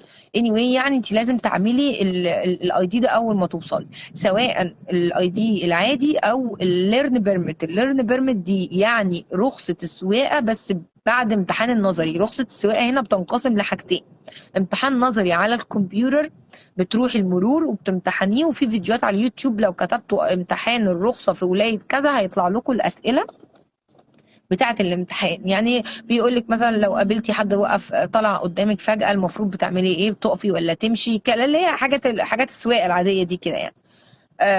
لو فانت لو انت في المستقبل هتعملي رخصه عاديه وهتخشي الامتحان، بتروحي تعملي الليرن بيرميت دي بالمره وبتمتحني الامتحان. لو انت واحده مش هتسوقي فبتروحي تعملي اي دي عادي بتتصوري بس. الاي دي العادي ده بيتطلب ايه؟ 6 نقاط، منهم ان لازم يكون معاكي انت وانت رايحه اي دي بتاعك حاجه فيها صورتك. فدي هتبقى عباره عن ايه؟ عن الباسبور اللي انتوا جايين بيه. دي اول نقطه. النقطة التانية لازم يبقى معاكي فيزا أو كريدت كارد عليهم الاسم بالإنجلش. فأنا أنصح الناس اللي لسه جاية، لو هي قبل ما عايزة تعمل رخصة رايت أواي، مش لسه تستنى ما تعمل أكاونت في البنك والفيزا بتيجي بتاعة البنك بعد 7 10 أيام. يا اما تبقى جايه برخصه دوليه، ودي تقدر تسوق بيها هنا مفيش اي مشكله خالص لو اي حد وقفها في المرور، بس مش هتقدر تبقى اثبات لها في اي مكان هتخشه. يعني لو راحت البنك مثلا دي مش اثبات لها الرخصه الدوليه. يا اما زي ما قلت لكم بتعمل الرخصه او الاي دي، ودول قلنا الباسبور اول حاجه. تاني حاجه تجيبوا فيزا، اي فيزا من اي بنك لكم في مصر، سواء مفتوح او مقفول، بس يكون عليه اسمكم بالانجليزي. دي تاني نقطة. تالت نقطة الابروف اوف ادرس. الابروف اوف ادرس ده هقول لكم دلوقتي، برضه هقول لكم يعني كمان شوية بنعمله ازاي. انا مش فاكره بقيه النقاط التانية، بس بقيه النقاط التانية سهله. هي بس النقطه اللي انا بتكلم فيها ان لازم انتوا وانتوا جايين تكونوا جايبين معاكم فيزا او كريدت كارد عليها الاسم بالانجلش. ده شيء مهم جدا عشان تقدروا تعملوا الاي دي. تمام. فاحنا كده اتكلمنا على الرخصه او الاي دي. في حاجة تانية مع الاي دي بقى ممكن بتعملوها، دي زيادة غير الاي دي اللي هو انتوا بتخشوا بيه البنوك، بتخشوا بيه الجهات الحكومية. واحنا قلنا دلوقتي بنروح المرور، وهحط لكم اللينك بتاع المرور اللي انتوا بس طبعا انا هحط اللينك بتاع نيويورك. كل مكان للمرور بتاعه اسمه دي ام في، المرور اسمه دي ام في. بتدخلوا تكتبوا دي ام في وبيطلع لكم على جوجل. جوجل ده بصوا يا جماعة، لازم برضو كمان اللي جاي يبقى عارف ومتأكد ان هو لازم هيبقى معاه موبايل سمارت، يعني معاه موبايل يقدر يفتح من عليه جوجل وجوجل ماب اللي هي الخريطة بتاعت جوجل والموقع بتاع جوجل. هنا في أمريكا مش هينفع الشخص يعيش من غير الحاجتين دول. اولا في حاجات كتير بتبقي مش فاهماها فعايزه تدخلي تدوري عليها، فما بتدخلي عن طريق جوجل الويب سايت. حتى في ناس كانت بتسأل على الحاجات الحلال واجيبها منين والكلام ده كله. هو جوجل العادي وجوجل الماب انت لو كتبتي عليه حتى حلال ريستوران او حلال ستورز هيجيب لك كل حاجه. وبعدين لما بتدخلي تكتبي، يعني في ناس برضو بتسأل على اسعار الحاجه، انت لو كتبتي على جوجل اسم الحاجه اللي انت بتدوري عليها بيطلع لك في فوق في اختيار كده اسمه شوبينج. بتكتبي كلمه شوبينج بيطلع لك الحاجه بتتباع فين بسعرها. يعني مثلا لو هي في كاسكو، لو هي في وول مارت، لو هي في اي مكان زي كارفور او هايبر، هيطلع لك الحاجه بالسعر بتاعها في المكان نفسه. فلازم نكون بنعرف نتعامل مع جوجل وجوجل ماب. جوجل ماب لان انت لو معاكي عربيه هتمشي عليه، مفيش حاجه اسمها هنا حد يوصف لك امشي يمين في شمال هتطلعي الكوبري تنزلي تخشي شمال، مش هينفع الكلام اللي بتشتغل هنا. لا، هي الموبايلات كلها سواء سامسونج او سواء ايفون بتشتغل في امريكا كل الموبايلات، او لو في انواع تانية انا ما اعرفش انواع تانية بصراحة.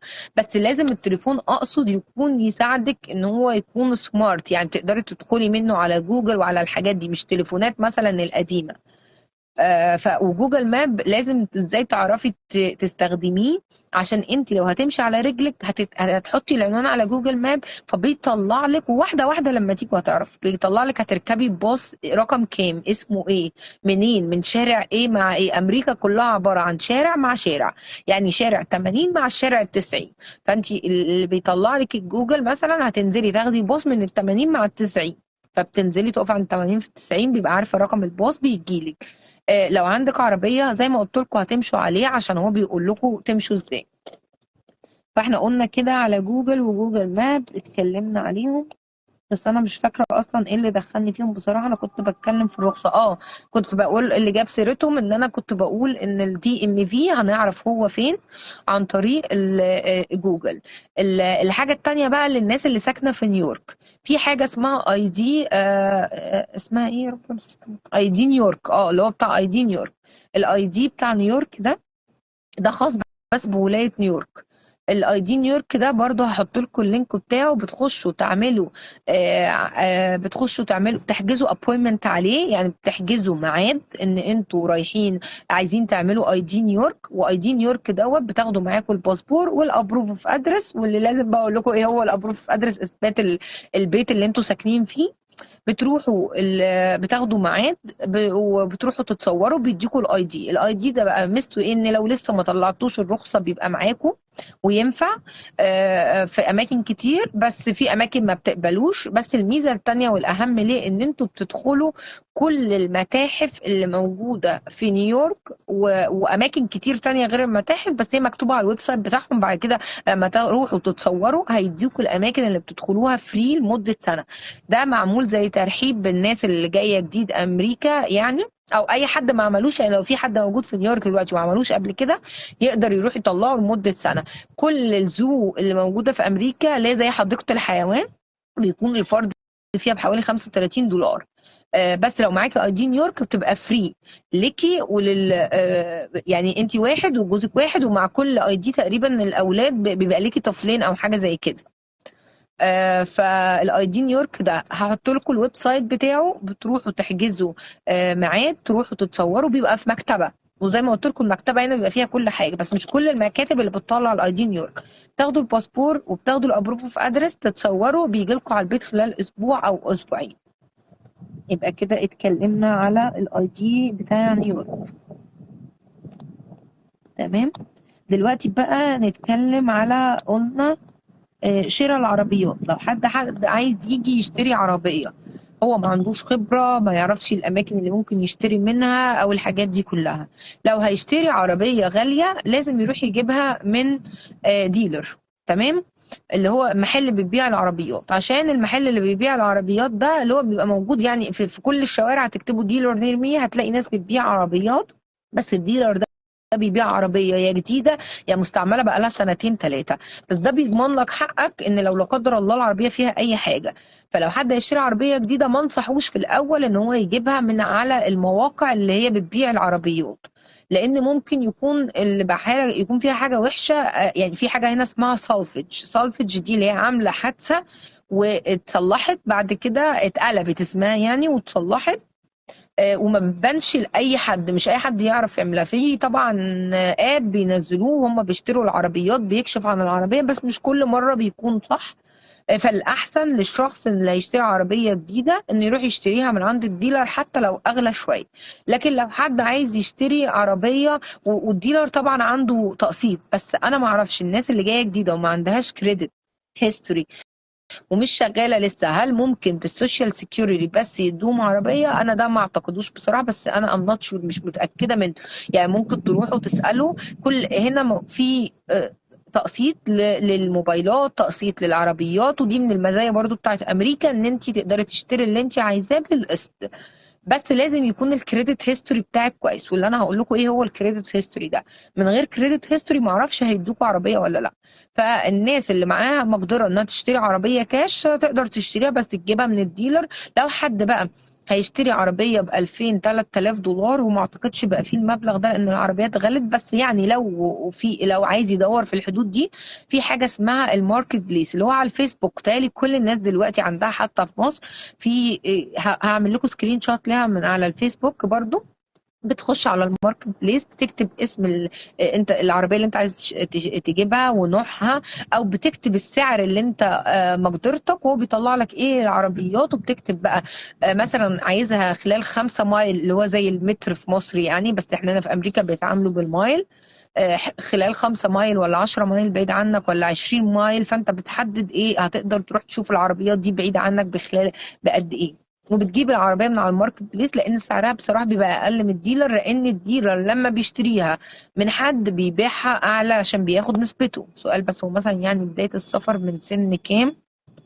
اعتقد 18، بس انا برضو مش متأكدة، بس اعتقد 18. يعني الهجرة أعتقد حتى ما ينفعش حد أقل من 18 يقدم لوحده، بس برضو دي مش تخصصي فأنا ما أعرفش فيها والله. لو حد يقدر يفيدك يا يوسف ممكن يخش يكتب لك، بس مش عارفة السفر بالظبط من سن كام. فزي ما قلنا العربيات بتتجاب من الماركت بليس، يا بتتجاب من الديلر، يا بتسأله في الجروبس بقى. لو حد عنده عربية زي ما قلت لكم دلوقتي السوشيال ميديا والجروبس دي يعني غيرت الحياة 360 درجة. لأن في ناس كتيرة دلوقتي بتسأل يا جماعة حد عنده عربية للبيع؟ ناس كتير بترد عليها بتقول لها وبيروحوا يشتروا العربيات من بعض والكلام ده كله. فالعربية احنا كده اتكلمنا فيها الناس هتقدر تجيبها منين. بعد العربية بقى كل اللي بيجي لازم هيحتاج خط تليفون. خط التليفون في شركة اسمها تي موبيل. طبعا في شركات كتير جدا، وفي شركة اسمها لايكا موبيل وتي موبيل. لايكا موبيل دي سعر الخط فيها قليل، دي اقل شركة بيبقى عندها سعر الخط مش عارفة، تقريبا ممكن يكون $20 في الشهر او حاجة. بس بيكون النت فيها محدود والمكالمات فيها اعتقد محدودة. دي لو أسرة جاية تستقر، يعني أنا شايفة دي لو ناس جاية أجازة كسياحة وماشية ممكن تجيب خط من لايكا موبيل دي لأنها مش محتاجة يعني. لكن لو ناس جاية تستقر أحسن لها مليون مرة تجيب من تي موبيل. تي موبيل دي تغطيتها في كل أمريكا كويسة جدا.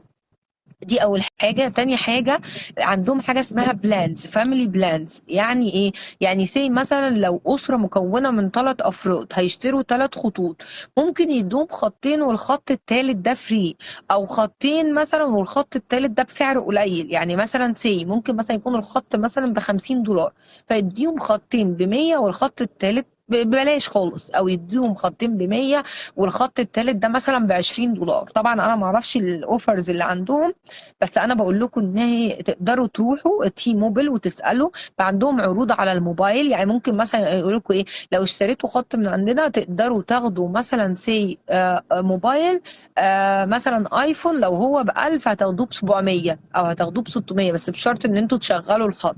يعني عندهم اوفرز كتيره حلوه بصراحه. وميزتهم موضوع الفاميلي بلان ده، وكل ما يعني سي اكيد الزوج والزوجه عايزين خط، الولاد يكبروا شويه هيجيبوا لهم خط، ممكن يجيبوا من عندهم خط للايبادات لو جايبين ايبادات لاولادهم، فهم عندهم يجيبوا الايباد فري، بس يجيبوا الخط اللي هيتحط على الايباد بفلوس. يعني انا برشح شركة تي موبيل دي لكل الناس، لان الناس بتجيب لايكا موبيل دي وبتفكر ان هي ارخص، بعد كده بترجع عايزة تزود لاولادها، فما تعرفش ان في عروض في حتة تانية، فبتزود بتلاقي نفسها دفعت في الاخر نفس الفلوس وما خدتش نفس الخدمة. يبقى كده قلنا الشركة بتاعة تي موبيل. اهم حاجة في كل اللي انا قلته ده يا جماعة حاجة اسمها كنديسن، اللي هي شركة الكهرباء في نيويورك، وكل ولاية ليها شركة كهرباء واعتقد الاسم بيختلف. شركة الكهرباء دي أول ما تحط رجلك في الشقة اللي أنت هتسكن فيها أو في البيت، أنا أنصح الناس في نفس ذات اللحظة قبل ما يفضوا الشنط بتاعتهم يتصلوا على شركة الكهرباء. طبعا كنادسن أنا عارفة رقمها وهحطه، بس أي ولاية تانية هيكتب يعني بشركة الكهرباء في جيرسي في نيوجيرسي، أو هيكتب مثلا في الولاية اللي هو فيها، أو هيكتب إلكتريك كومباني. يعني هيكتب هيوصل، او هيسأل في جروب هيوصل، او الراجل اللي بيديله البيت نفسه يسأله شركة الكهرباء هنا اسمها ايه ورقمها ايه. ليه بقول لكم هتكلموهم رايت اواي؟ لان دي الابروف ادرس اللي انا بقول لكم عليها. انت الاول ما بتتصل بشركه الكهرباء افتكرت، والعقد بتاع البيت لو انت هتاخده باسمك او الشقه ده بيكون ابروف اوف ادرس برضو. بس معظم الاماكن زي المدارس وزي الرخصه بيحتاجوا 2 ابروف اوف ادرس، يعني بيحتاجوا حاجتين اثبات للسكن اللي انت فيه عليهم اسمك وعليهم العنوان بتاعك. فبيكون العقد ده حاجة أساسية، وبيكون الكنادسن بيل ده حاجة أساسية. كل الأماكن هنا يعني ممكن ما يرضوش بالإنترنت بيل، بس يرضوا بالكنادسن بيل. مفيش مكان هنا يقول لك الكنادسن بيل دوت مش حاجة احنا نقبلها يعني. فبتعملوا ايه؟ بتتصلوا بشركة الكهرباء، هلو هاي هاو ار يو، مش عارفة ايه، انا دلوقتي سكنت في العنوان الفلاني، شقة كذا بكان كذا كذا كذا كذا، عايز افتح حساب في الكهرباء. بياخد منك اسمك والباسبور، حتى لو السوشيال لسه ما جالكش بتديله بس رقم الباسبور بتاعك والاسم بتاعك، لان ما فيش حد هيتصل يحط اسمه على شركة الكهرباء وهو مثلا بيضحك عليه، يعني اكيد لا. فبيقول له رقم الباسبور وبيقول له الاسم بتاعه، مش عارفه ايه العيد ميلاد والحاجات ديت، يعني حاجات سهله كلها، وبعدين بيفتح له حساب عنده. فبيقول له في التليفون استاذنك ممكن تقول لي رقم الحساب بتاعي عشان اعمل اكونت على الموبايل. بتنزلوا بقى الاب بتاع عشان كده بقى بقول لكم ده اسرع ابروف في ادرس تقدروا تعملوه. يعني تاني يوم ممكن تروحوا تعملوا الرخصه اسرع حتى من البنك، لان البنك لو رحتوا عملتوا فيه حساب وهتكلم عليه دلوقتي، الورقه بتاعه الحساب بتجيلك بعد فتره، لان هي بتجيلك بعد ما تكون استخدمت الحساب لمده شهر. لكن القناه بيل تقدر تعمل الابروف اوف ادرس بتاعها في نفس اليوم. ازاي؟ بتنزلوا الاب بتاع القنادسن ده على، وكل طبعا شركه كهرباء اكيد هيبقى عندها اب، بتنزل الاب على الموبايل، بتحط الاكونت نمبر اللي الراجل عطاهولك، بتحط عنوانك، وبيقوم وتعمل لوج ان، تحط ايميل بقى والحاجات دي كلها، وتعمل لوج ان، بيفتح قدامك صفحه مكتوب فيها البيانات بقى بتاعتك واسمك والسكن والكلام ده كله. فبتعمل برنت للصفحه دي وبتاخدها معاك وبتقول لهم انا لسه جاي ولسه ما جاليش البيل بتاع الكهرباء، فانا جاي بالاكونت بتاعي في الكهرباء. فكل معظم الاماكن بتقبل طبعا حاجه زي دي، لان اوريدي انت فتحت الاكونت خلاص. ده بالنسبة للكهرباء زي ما قلنا. ونصيحة لكم، بعد ما تفتحوا الحساب بتاع الكهرباء في شركة كنادسن أو في الشركة الأساسية بتاعة الولاية، هتلاقوا ناس بتتصل بيكم بتقول لكم إحنا شركة كذا كذا، يعني اللي فاكرة اسمها قوي مش عارفة، انرجي سيفنج أو حاجة زي كده، اللي هو موفرين للطاقة.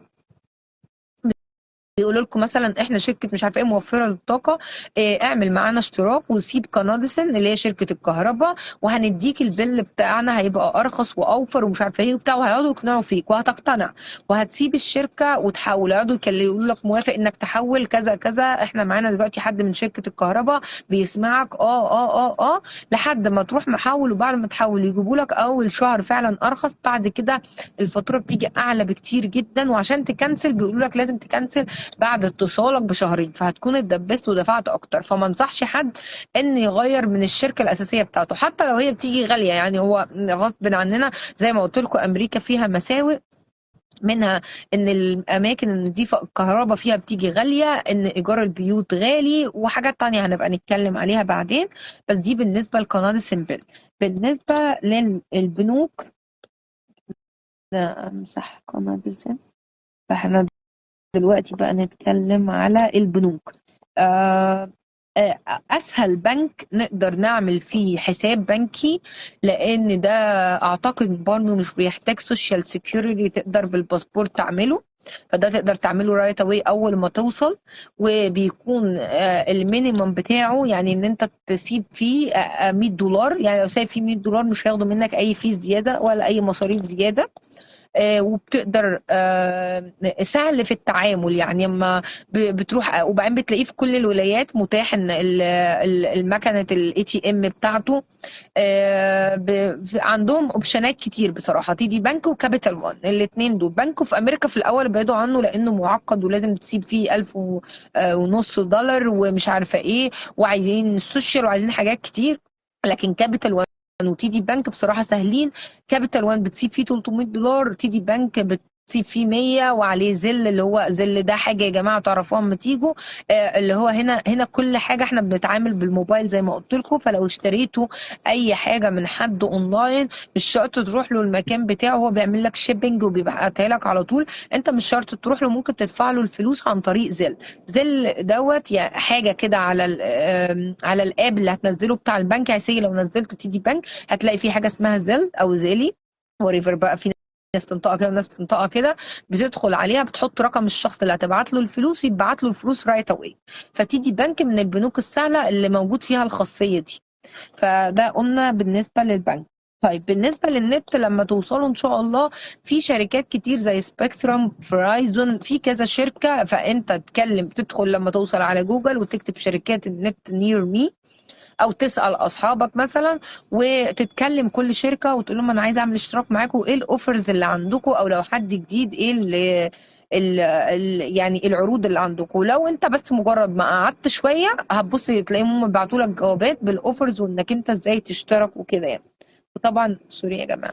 وطبعا النت عندنا هنا ما فيش حاجه اسمها ليميتد ولا باقه ولا بيقطع، بيبقى وحش ولا بيقطع. دي من الحاجات الكويسه في امريكا يعني، ان النت هنا unlimited. يعني تقدر توصل التلفزيون، تقدر توصل الموبايلات، اللابتوبس، الايباد، كل البيت ويكون بيشتغل على النت ما بيقطعش، ما بيقلش او اي حاجه من الحاجات دي خالص يعني. بتكلم الشركه والشركه بتجيلك وبتقول لك طبعا على وبتوصل لك الحاجات دي كلها. بالنسبه بقى لما جبنا سيره النت، يبقى في ناس هتقول طب انا هحتاج لما اجي يبقى عندي مع طبعا التلفزيون لما بتشتريه هنا وبتوصل له نت، هو بيبقى عليه قنوات الامريكان كلها لوحده. يعني دي حاجه كده موجوده فيه، يعني من غير ما انت تنزلها ولا من غير ما تشتري لها اي اشتراك ولا اي حاجه من الحاجات دي خالص. وكمان بتكلم سبيشالي على سامسونج. يعني شو ممكن حد يقول لي في مثلا، بس انا شفت سامسونج وفرايزون، اسمه ايه مش فرايزون، نسيت اسمه دلوقتي، بس شفت تلفزيون تاني. يعني اعتقد ان كل التلفزيونات بيبقى فيها القنوات الامريكان دي. طب لو حد عايز عربي بقى، في اب بينزل اسمه الاي بي تي في. الاي بي تي في دي اصحابه ناس انا مش عارفه هم موجودين فين بصراحه، بس ما شاء الله يعني برضو اقدر اقول خبرتي معاهم دلوقتي باكتر من 3 4 سنين. لان الاول احنا كنا بنشتري ديفايس كده، حاجه زي الراوتر، وبتتجدد، كنا بنشتريها من مصر ونشغلها هنا، ولازم نكلم الشخص في مصر وهو يكتبها لنا، وتشتغل كل سنتين وسنتين تقطع وبتاع والحاجات دي كلها. فدلوقتي بقى الموضوع اسهل، انت بتنزل الاب على التلفزيون، وكل التلفزيونات اللي هي السمارت تقدر تنزل عليها الاب. ولو عندك تلفزيون مش سمارت، في حاجه بتتباع على الامازون بتخلي التلفزيون حاجه ب 10 دولار ولا حاجه، وبتخلي التلفزيون سمارت. برضه هبقى انزلها لكم دي، يعني اسمها ايه.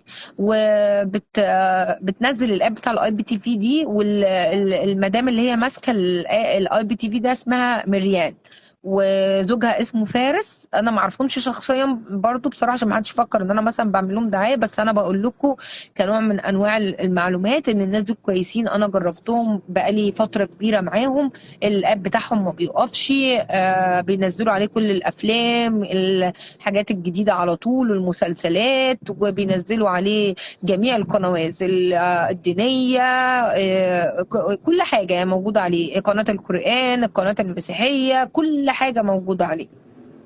ده بالنسبة للاي بي تي في. بالنسبة بقى للكريدت هيستوري، الكريدت ده بقى زي ما قلت لكم ده شيء مهم جدا جدا جدا. وممكن حد يبقى جاي بتفكير مصر فيقول لك لا انا مش هفتح كريدت، انا فتحت كريدت ده يا عم، لا انا احب اشتري الحاجه على طول وانا معايا فلوسها فاشتريها وقتي، انا ما بحبش يبقى عليا فلوس. التفكير ده خاطئ جدا في امريكا، لان انت مش بتفتح كريدت عشان انت ما معكش فلوس، او عشان انت لما ما يبقاش عليك فلوس كتير واما تيجي تسد تتضغط ولا الحاجات دي كلها. انت ممكن تعمل كنترول على نفسك ما تشتريش. لو سمحتي قولي تاني اسم الاب. اسمه اي بي تي في. ما هو انا هحط رقمهم، لان هو مش هيفتح غير لما هم تعملوا معاهم اشتراك. الاشتراك تقريبا 40 او 50 دولار في السنه، وهم بيدوكوا يوزر نيم وباسورد، وبيفتح بقى الاي بي تي في ده معاكم لمده سنه. فانا هنزل برضو الاسم وهنزل رقمه. بالنسبه بقى لموضوع الكريدت، زي ما قلت لكم ده اهم اهم اهم حاجه هنا. ده بدايه انك تختار الحياه الصح، اللي هو الكريدت. ان انت لو عايز الكريدت ده ينفعك في ايه، عشان الناس اللي بتقول لك ما تفتحش الكريدت، لان يا جماعه احنا لازم لما نيجي نتنازل عن افكار كتيره احنا هي مناسبانا في مصر، لكن مش هتبقى مناسبة في أمريكا. مش عيب خالص إن الإنسان يغير من نفسه للمكان اللي هو عايش فيه، بس يبقى فيه رولز للأحسن، ويغير من نفسه لحاجة ما تغضبش ربنا.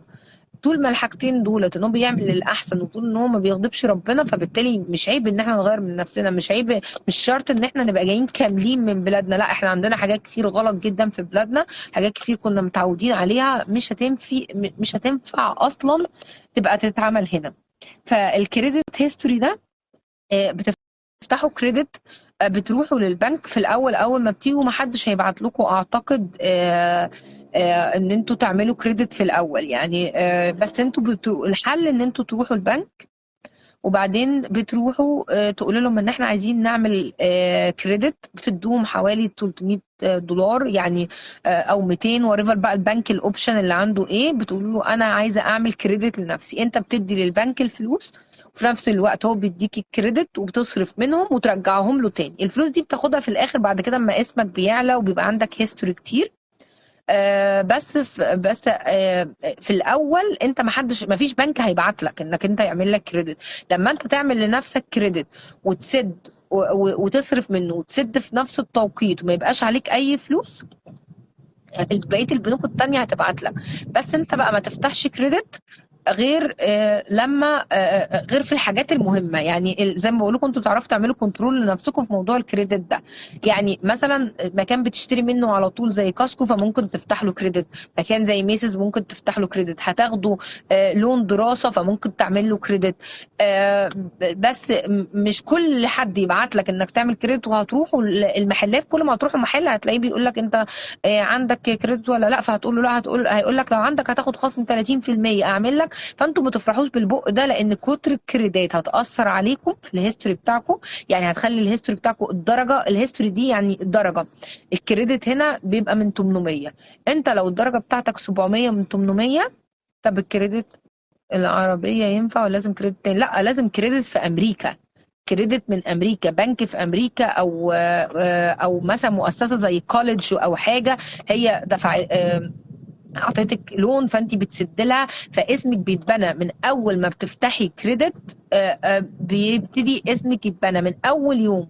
بيتقال ان فلانه الفلانيه دي عندها كريدت واحد اتنين، كل الكريدات اللي بتبقى عندكم بتتحط، وبيتقال انت بتدفعي بميعادك ولا لا، بتدفعي متاخر ولا لا، استخدامك في الكريدت قد ايه.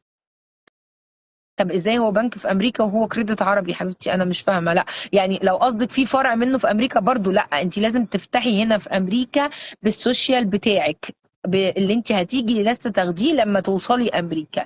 فلازم تفتحي في امريكا عشان الكريدت بتاعك يتبنى.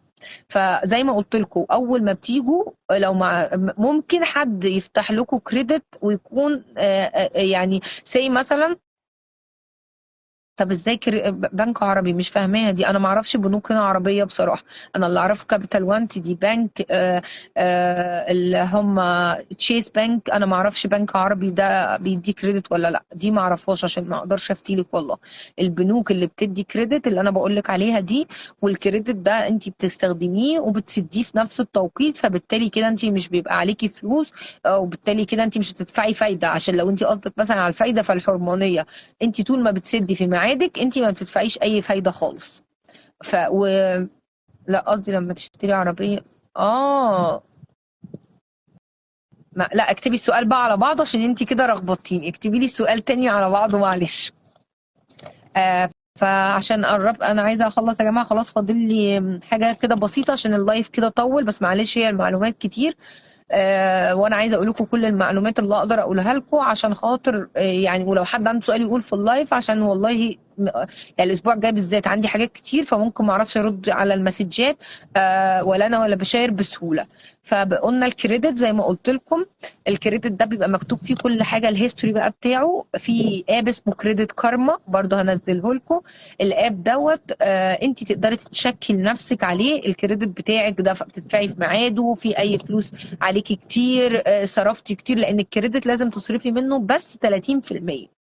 يعني لو كريدت ب 10 تصرفي 3000، لو زدتي اكتر من كده بيبان في الهيستوري بتاعك ان انت كده مضغوطه وان انت ما معكيش فلوس، فعشان كده بتصرفي من الكريدت. هي عمليه كده كبيره مش هعرف الخصها في اللايف، بس انا بقول لكم لازم تفتحوا كريدت عشان بعد كده لما تيجوا تاجروا شقه، ده بقى اللي حاجات الناس بتسالها لما تيجوا تاجروا شقه او تشتروا بيت، يقول لك الكريدت بتاعك قد ايه.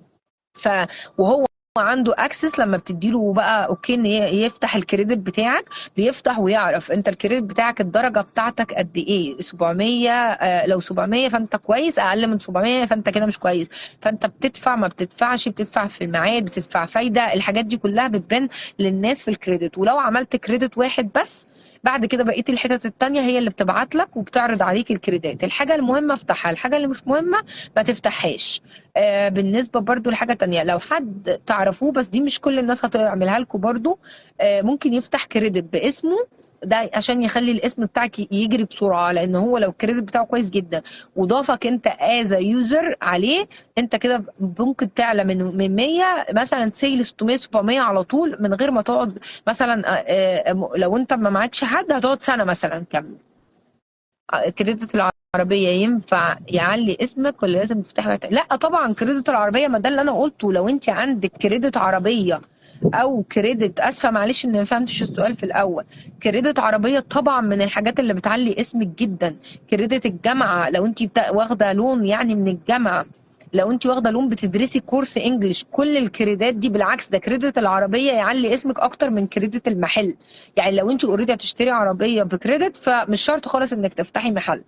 ومعلومه عايزه اقولها لكم كمان برضو هتفيدكم، ان انتوا لما تروحوا محل وعايزين تفتحوا كريدت فبيسالوكوا عندكم ايميل، لازم بتحطوا ايميل طبعا هنا في كل المحلات عشان الاوفرز اللي بيبعتوها لكم، وعشان تفتحوا الكريدات والحاجات دي كلها. نصيحه مني لكم، النصيحة دي أنا واخداها بصراحة من بشاير اللي قالت لي عليها. لازم تعملوا العفو حبيبتي. لازم تعملوا كريد سوري ايميل للمحلات وللاوفرات والحاجات دي كلها، وايميل للحاجات المهمه. يعني ما ينفعش مثلا انت تروحي تقدمي في جامعه او في المرور او لان المرور مثلا لما الرخصه تقرب تنتهي وميعاد يبقى التجديد، او العربيه تقرب تنتهي وميعاد التجديد، بيبعتوا لك على الايميل بتاعك. هنا البلد كلها عايشه بالايميل، الدكتور بيبعت لك على الايميل، كل حاجه على الايميل. فلازم يبقى عندك ايميل للدلع والحاجات دي كلها والستورز والشوبينج، ويبقى عندك ايميل للحاجات المهمه. دي حاجات برضو هنا بتفرق، لان المحلات بتقعد تبعت ايميلات بال 150 ايميل كل يوم. خلاص كده انا خلاص فاضل لي حاجات بسيطه. برضو عايزه اقول لكم على موضوع السكام. السكام ده هنا يا جماعه، شركات النصب دي موجوده في امريكا كبيره جدا، ومن اول ما هتجيبي موبايل هتبصي تلاقي ناس بتتصل بيكي وهتضحك عليكم. طبعا انا اتحطيت نفسي في الموقف ده، فعشان كده لازم تخلوا بالكم من النقطه دي. هتلاقي ناس بتتصل بيكي تقول لك مثلا احنا من شركه التامين بتاعتك، احنا من شركه من الضرايب، ممكن يقولوا لك من الضرايب، ممكن يقولوا لك من شركه التامين، ممكن يقولوا لك من البوليس نفسه. يعني هيقنعوكي وهيقولوا لكم، لان في واحده حصل معاها الموقف ده ولازم احكيه عشان الناس تتعلم. اخدوا منها حوالي 20,000 $20,000. اتصلوا بيها وقالوا لها احنا من الضرايب، وانت عملتي حاجه غلط في الضرايب، ولازم دلوقتي حالا ترجعي الفلوس، يا كده يا اما في ناس هيجوا يحبسوكي، وما تتصليش على حد وانت معانا على التليفون. ادينا رقم حسابك في البنك، قولي لنا بسرعه عشان ناخد الفلوس. وراحوا واخدين منها الفلوس. في طريقه تانية ممكن يعملوها، يقول لك مثلا احنا شركه الكهرباء عاملين لك عرض خاص، لو دفعتي $100 هتاخدي لمده 4 شهور فري. انت اسمك، وبيقولوا لكم الاسم عشان تبقوا عارفين، بس جابوا بقى اساميكم من المحلات من حتت تانية. كلها هنا حاجات موصله على بعضها، وهيقولوا لكم الاسم ويقولوا لكم كل حاجه، ويقولوا لكم مثلا ابعتوا لنا دلوقتي حالا $100 واحنا هندوكم 4 شهور فري، او ابعتوا لنا $100 وتكسبوا $1000، حاجات من الحاجات دي. فهتقولوا لهم طب شكرا، انا هتصل بشركه الكهرباء نفسها، وتقوموا واقفين في وشهم بتتصلوا بشركه الكهرباء تقول لهم انتوا اتصلتوا بينا، الكلام ده حقيقي. ولو الضرايب او اي حاجه من الحاجات دي، ده نفس الموضوع برضه. انا بتكلم بقى بسرعه، ويا رب محدش يقع في موضوع السكام ده، لانه موجود هنا. وممكن تلاقوا الرقم طالع لكم على الترو كولر، زي مثلا شركه الكهرباء، لا قنادسن مثلا. برضه قولوا لهم لا شكرا، انا هتصل بنفسي بالشركه بتاعتي. طيب، فاضل بقى حاجة ناس كتير بتعاني لما بتيجي في أمريكا. طبعا كلنا عارفين إن مفيش شطاف في الحمام في أمريكا، اسمه هنا بيديه. فالأمازون، طبعا احنا كلنا خلاص عارفين الامازون، احنا اتكلمنا عليه في لايفات قبل كده كتير. بتأردروا من عليه، بتخشوا تكتبوا بايديه، وبتأردروا دلوقتي بقت بتوصل ل $30. يعني في من رينج ال 25 لحد ال 40، 45، ال 65، بس $30 اعتقد بتبقى كويسه ومعقوله. وبيبقوا قايلين الانستراكشن وحاطين فيديو ازاي تركبوها لو حتى انتم مش عايزين حد يجي يركبها لكم. وبتتكلموا طبعا مع اولادكم ان في المدارس الموضوع مختلفه، وان مش هينفع كده، ولازم توجد لهم بدائل وتقولوا لهم يعملوا ايه، لان ما فيش اي مكان هنا في الشطاف. والبيلدنج اللي تبقوا ساكنين فيه برضو مش هيبقى حاجه قانونيه ان انتوا تعملوا فيه الشطاف ده، بس انتوا بتعملوه. ولو جه السوبر او اي حد يعني لاي ظرف انه جه مثلا ودخل وشافها، فبتقولوا ده حاجات مش هينفع ما نعملهاش، دي من الريليجن بتاعتنا ولازم نعملها، فبيبقوا نايس وبيعدوها يعني. في سباك انا اعرفه في نيويورك، قال لي ان هو يعني كان بيعمل لي شغل عندي، وقال لي ان لو اي حد عايز يركبها ده عملها فري زكاة عن صحته. فبرضه ممكن احط لكم رقمه للناس اللي جايه نيويورك وتكلموا ويركبها لهم يعني. ومع الشطاف في حاجة تانية لازم تبقوا عارفينها كويس قوي، ان مفيش هنا الصفاية في الحمامات. يعني مفيش اي حمام هنا فيه صفاية اللي هي الدرين يعني. فمفيش حد شغل ان هتكبي بقى في الحمام المية وتغرقي الدنيا وبعد كده تبتدي تلمي وبعد كده تبتدي تلمي، والكلام ده كله ده مش موجود هنا. انت هنا بتنضفي الحمام بالكلور اللي هو الكلوركس والوايبس يعني. دي الحاجات اللي وهتتعودي حتى لو انت مش عارفه الحاجه. في منظفات كتير تقدري تستخدميها، بس ما فيش الكب الميه ده. فلازم تبقي عارفه الموضوع ده، عشان انت لو في ميه كبتيها وقلتي ده انا هلم بسرعه ومحدش ياخد باله، البيوت هنا خشب فبتنقط على اللي تحتك، فاللي تحتك ممكن يشتكيكي وممكن يجيب لك طرد من الشقه من الموضوع ده. وكمان انت بالنسبه للشاور باث للبانيو، انت برضو لازم تجيبي الستاره اول ما تيجي، عشان الميه وما تطلعش من الشاور باث من البانيو لبره، عشان لو وقعت برضو عند الجيران. دول حاجتين اساسيين لازم تعمليهم اول ما تيجي، انك تعودي نفسك انك انت يكون التنظيف بالوايبس، وان الشاور لازم يكون فيه الكار ان اللي هي الستاره بتاعت الشاور باث، وان انتوا ما توقعوش ميه خالص في الحمامات. مش لاقيه حاجه اقولها دعاء، اقول لك ايه؟ لا ما تقوليش حاجه، وانا اصلا يعني هعمل لك بلوك الصفحه، عشان انا عارفه ان انت لو طلعتي مش هينفع، مش يعني خلينا وقورين قدام الناس. امشي. وفي بقى يا جماعة طبعا في هنا للناس اللي عايزة يعني تشوف بدائل للنوادي زي ما قلنا مثلا في البلاد العربية، عشان هي مفيش نوادي، فقلنا هنا في زي الحديقة وفيها الألعاب الأطفال. كل مكان في أمريكا في بارك في جنب البيت، بيبقى بارك اللي هي حديقة ومليانة ألعاب كده بسيطة يعني للولاد الصغيرين. بنورك يا منمون. ايوه، طب زي ما قلتي صاحبتي وافتخر يبقى خلاص، يبقى انت كده اسمها ايه يعني، خليتي ظني مش في محله يعني. منوره يا مولا، منوره يا منى. فكنت بقول ايه، خلوني اخلص بقى يا جماعه. البارك ديت اي خدمه، ايوه كده، ربنا يخليكي يا رب. البارك دي يا جماعه للولاد الصغيرين بيبقى فيها الالعاب بتاعتهم، وللولاد الكبار ممكن تروحوا عشان يبقى فيه كوميونتي. باي باي يا حبيبتي، كده طلعتي اوكي.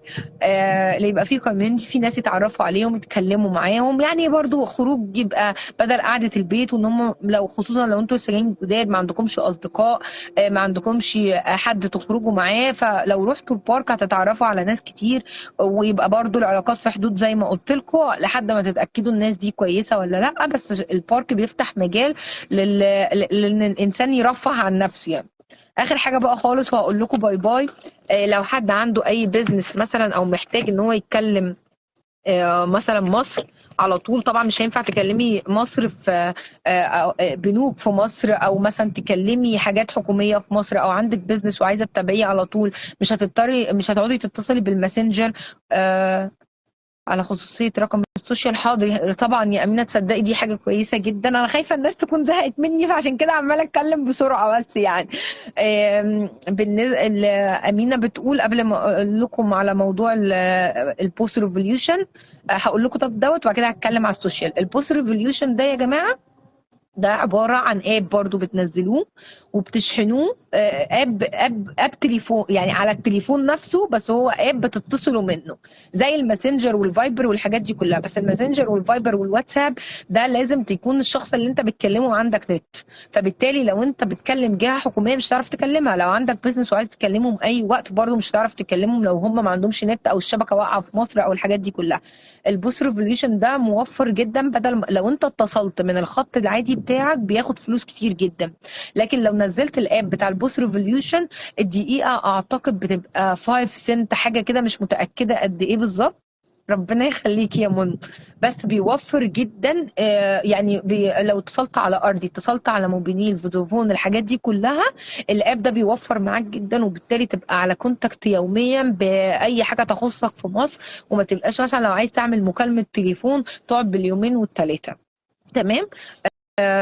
بالنسبه امينه بقى قالت رقم السوشيال. يا جماعه بصوا، السوشيال ده في حاجه اسمها الاي دي اللي هو قلنا البطاقه. السوشيال ده رقم في يعني حاجه في برضو كارت صغير كده، بتاخده برضو لما بتوصل بيبعتوه لك على البيت، وبيوصل قبل الجرين كمان. دلوقتي بيوصل قبل الجرين. السوشيال دوت كل حاجه هتعملها في امريكا، تروح المرور هيقول لك هات السوشيال سيكيورتي بتاعك، تروح تشتري عربيه هيقول لك هات السوشيال سيكيورتي بتاعك، تروح تقدم في وظيفه هيقول لك هات السوشيال سيكيورتي بتاعك. هو الاساس بتاعك يعني. يمكن الجرين ده ما بيتطلبش، او الورك بيرميت دول مش بيتطلبوا في مكان قد ما بيتطلب السوشيال. انت لو قلت السوشيال اصلا لاي شخص هو بيعرف تاريخ حياتك كله، بيعرف يعني لو بتقدم في كريدت فانت بتقول له السوشيال سيكيورتي، هو بيعرف انت مؤهل للكريدت ولا لا. بس السوشيال سيكيورتي ده بقى ايه المشكله بتاعته يا جماعه؟ ان انت لو عطيته لحد هو ممكن يفتح بقى. لو انت عطيته لحد هو عارف اسمك والفيرست واللاست نيم بتوعك وتاريخ الميلاد، بقى موجود دلوقتي على الفيسبوك، كل الناس عارفه تواريخ ميلاد بعض. هو لو عارف الحاجات دي بس يقدر يروح يفتح كريدت على اسمك، يقدر يجيب ياخد ضرايب، يقدر يعمل حاجات كتير عايزه شرح كتير.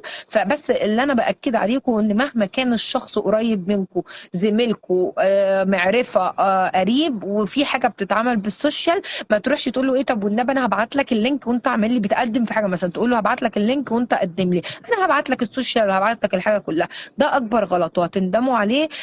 مع احترامي لكل الناس، وناس كتير كويسه، بس ناس كتير استغلت موضوع السوشيال سيكيورتي ده وعملته واخدت فلوس ونصبت في اماكن بالسوشيال سيكيورتي ده، وعملت مساوئ كتير. فاول ما تيجوا السوشيال ده بيتشال في مكان في البيت ما فيش اي حد يعرفه، يعني يبقى الزوج والزوجه بس هم اللي عارفينه، ومش فيش اي حد تاني. بتبقى انت حافظ بقى رقمه ومسجله على الموبايل، بس اكيد مش هتسجله بالسوشيال سيكيورتي مثلا، ولما بيطلب منك تطلعه في المكان الحكومي او في المكان الخاص بالشغل او الحاجات دي وبس.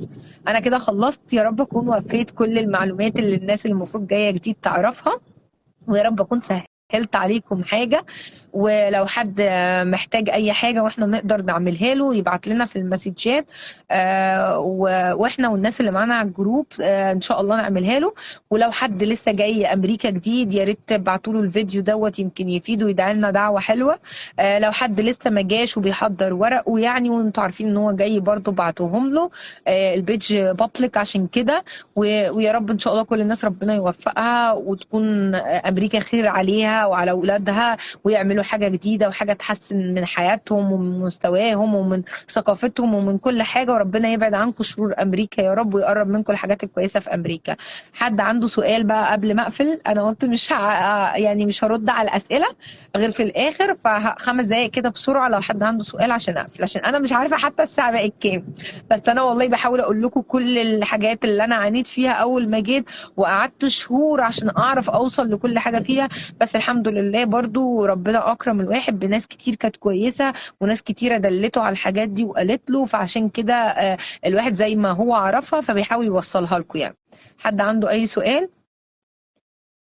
بعد كده شوفي يا ستي احنا الجروب ده البيتش دي بابليك، كل الناس شايفاكي. مش عارفه ارد عليك اقول لك ايه، مش هقول انت مين قدام الناس اصلا يعني. حاضر عينيا هشوفهولك. حد عنده سؤال يا جماعه ولا اقفل؟ بشاير انت شايفه حد بيعمل سؤال؟ لان انا بيوصل لي الاسئله بعد بعد بقيه الناس يعني. في اي حد عنده سؤال؟ حبيبتي قال الاخي قضى الله حاجته وخير من اعتكف سنه في مسجد الرسول عليه افضل الصلاه والسلام. ربنا يخليكي يا عبير يا رب.